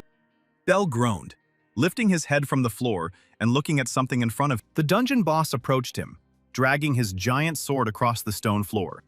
The boy was still standing on his hands and knees on the floor as the monster walked towards him. A tall, thin creature was already standing in front of Bell, looking down at him. The blue hair that fell over his face hid the face of the silent child. The dungeon boss swung his blade and raised his leg to strike, but the movement of his blade was stopped by something dark, hard, and durable, emitting purple light. Bell, who had stopped the weapon's strike with the magical divine glove that had appeared, looked up at the creature and sternly told it not to tempt fate. The creature silently looked at the child with red eyes, not expressing any visible or understandable emotions. Still holding the magic gauntlet, Bell summoned his divine blade Caliburn, which immediately appeared in his clenched palm. The boy returned to an upright position and immediately attacked the dungeon boss with his blade, clashing with the enemy's blade. The child's eyes changed color from blue to red as he said that the real fight was about to begin. The boy rushed forward again, slashing his blade at his enemy's weapon. The enemy swung his sword, intending to cut Bell in two, but the man managed to duck, and the blade flew past. The two fighters rushed around the room from side to side, trying to inflict a large amount of damage on each other. Because the dungeon boss removed his armor, he became lighter, and his speed went to an extreme level. But this creature is not much faster than the current Bell, and realizing this, the boy ran towards his opponent. The child decided that now would be the end for the dungeon boss in front of him. Suddenly, the patterns and stripes on the monster's body changed color.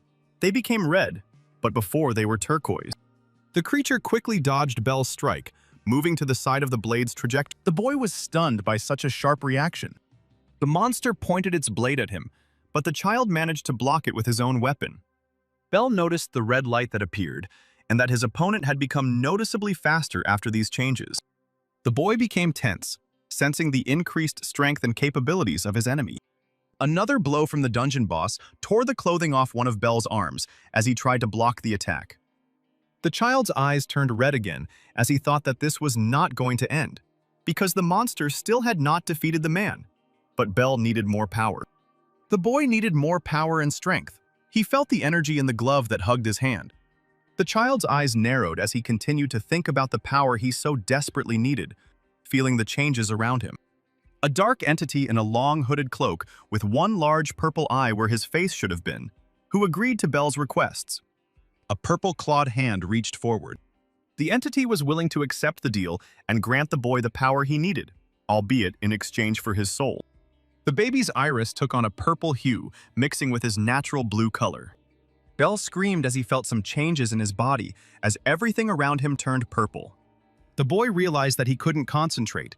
He felt like he was disappearing as he rushed forward at full speed, swinging his sword.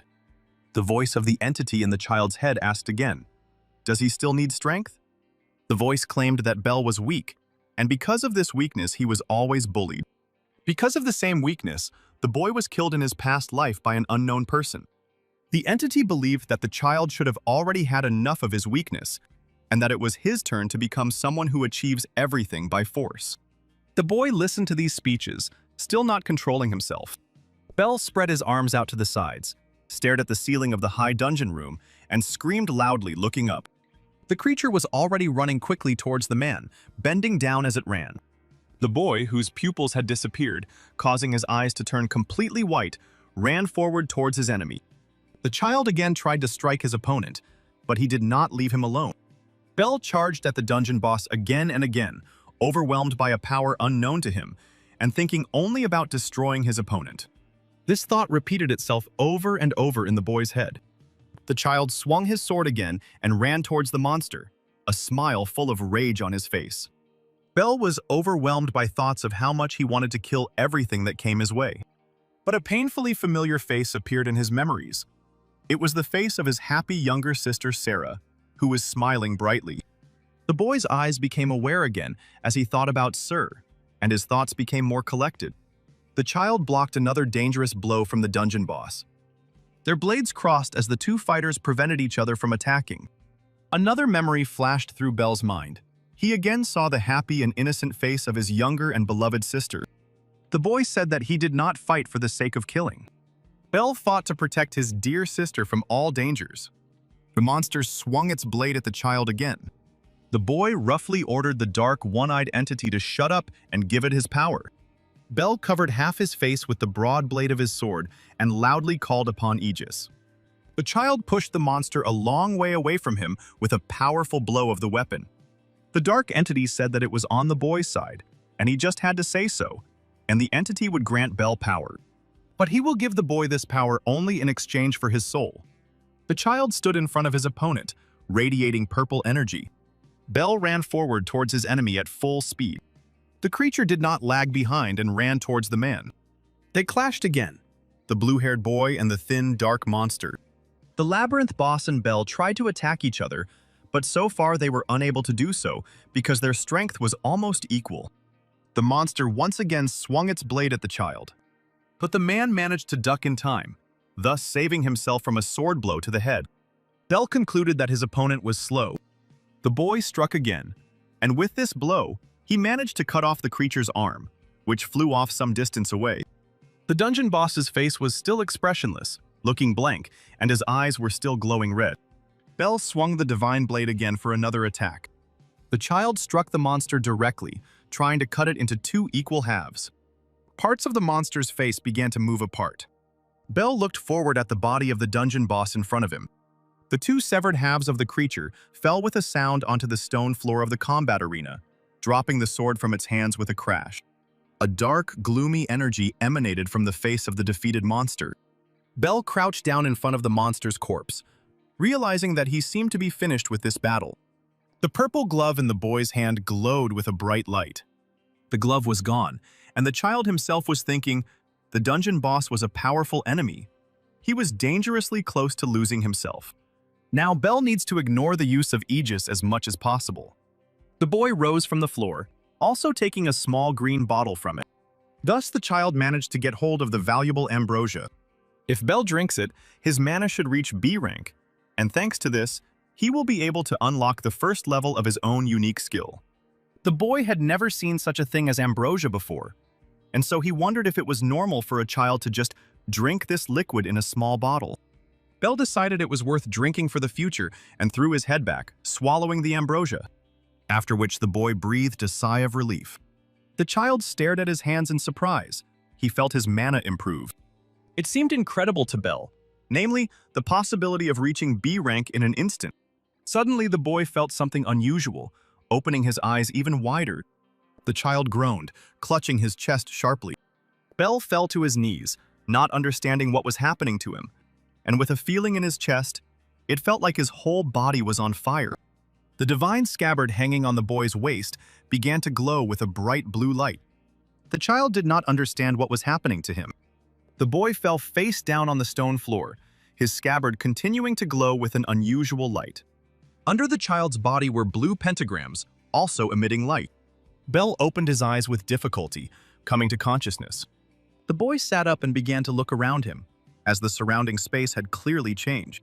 The child wondered where he was, as this was clearly not the same battle arena from the dungeon he was originally in. It was a gigantic space, in blue colors, and the boy himself stood on a platform with a giant blue pentagram. A figure suddenly approached from behind and remarked out loud that Bell had woken up, which caught him off guard. The figure in the white cloak and holding a green shield in his hand said that they had not seen the boy for a long time. The hood of the cloak hid the man's face in the darkness under the white fabric. The child was surprised to recognize his teacher in this person. On one of the square columns sat a guy with red hair, holding a red pistol in his hand, which was Ragnarok. On another angular column, resembling a throne, sat a girl with long pink hair, armed with a hammer. On the next such elevation sat a guy in a compressed and uncertain pose, on whose hand was a purple Aegis glove. On the fourth chair was a fair-haired man, with a magical blade called Caliburn lying on his lap. Teacher Bella, wearing a white cloak, began to say words of greeting. The boy looked at this place and these people in surprise, not understanding what was going on. The man in the cloak was happy to welcome the child to the realm of souls, which is what this place was. The teacher removed his hood from his head, revealing his middle-aged appearance. He had gray hair, a beard, and green eyes, one of which was covered by a black bandage. The man said that the reunion with his student was turning out to be quite touching. Bell said enthusiastically that he was glad to see his teacher. His teacher was Ragius, and it was he who gave the child Avalon. It was this man who was the true owner of the magical green windshield of Achilles, one of the divine weapons in the divine sheath. Bell walked up to the man, extending his hand and smiling, saying he was glad to see him. But the boy didn't understand why Ragius remembered him, because he had returned in time, which meant that they couldn't meet yet. The teacher replied that it was natural. He had always watched the child from the realm of souls and had seen everything, both Bell's death and his reincarnation. The boy was surprised by the statement he heard. Ragius explained that this space is located inside Avalon, and the 5 divine weapons are kept here. The weapons are kept together with the souls of each of their successors. Bell was even more surprised when he heard about some successors and their souls being here. The boy asked where his teacher's body was in that case. The man assumed that the real him probably still lived deep in the mountains and went about his usual daily life, such as chopping wood with an axe. Avalon is a divine weapon that is closely linked to the soul of its owner. When the child returned Avalon to the past with his connection, the present Ragius lost that connection. Moreover, the man's consciousness is now connected with his consciousness in this world. The boy understood this explanation, but he had another question. Was his return in time connected with Avalon, his divine scabbard? The teacher didn't know this, but he thought that Avalon didn't have the power to go back in time, and the child agreed with this, accepting this option. Bell had never thought before that even his teacher would not know what had happened to his student, and he was worried about what had happened at all. The man patted the child on the head, insisting that he was doing a good job anyway in protecting his little sister Sarah. Ragius praised the boy, saying it was a good job, continuing to stroke his hair. Bell became embarrassed and blushed, breaking free from the teacher's palm and asking him to stop with the praise. What was more important to the boy? Could Ragius explain to him how the child ended up in this unusual magical space? The man said that Bell would see it for himself. Someone landing on the hard stone floor with glowing pentagrams interrupted their conversation. The red-haired guy cheerfully asked how long the couple would continue chatting about life, since he also wanted to join them, and not sit forever on the angular column. This guy was the second heir of Avalon named Raven, and he was also the owner of the divine pistol Ragnarok. The man wanted to say something negative to the guy, but he interrupted him, putting his arm around his shoulders and interrupting him, starting to talk about something of his own. Raven began to touch the teacher's cheeks and suggested that he relax, asking if the old man was a golem.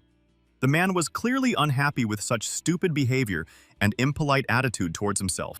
Bell watched this scene with incomprehension, not saying a word, and analyzing the behavior of a person new to him. The boy addressed the boy, the sixth heir to the divine scabbard of Avalon, in a cheerful and friendly tone, and introduced himself, extending his hand for a handshake.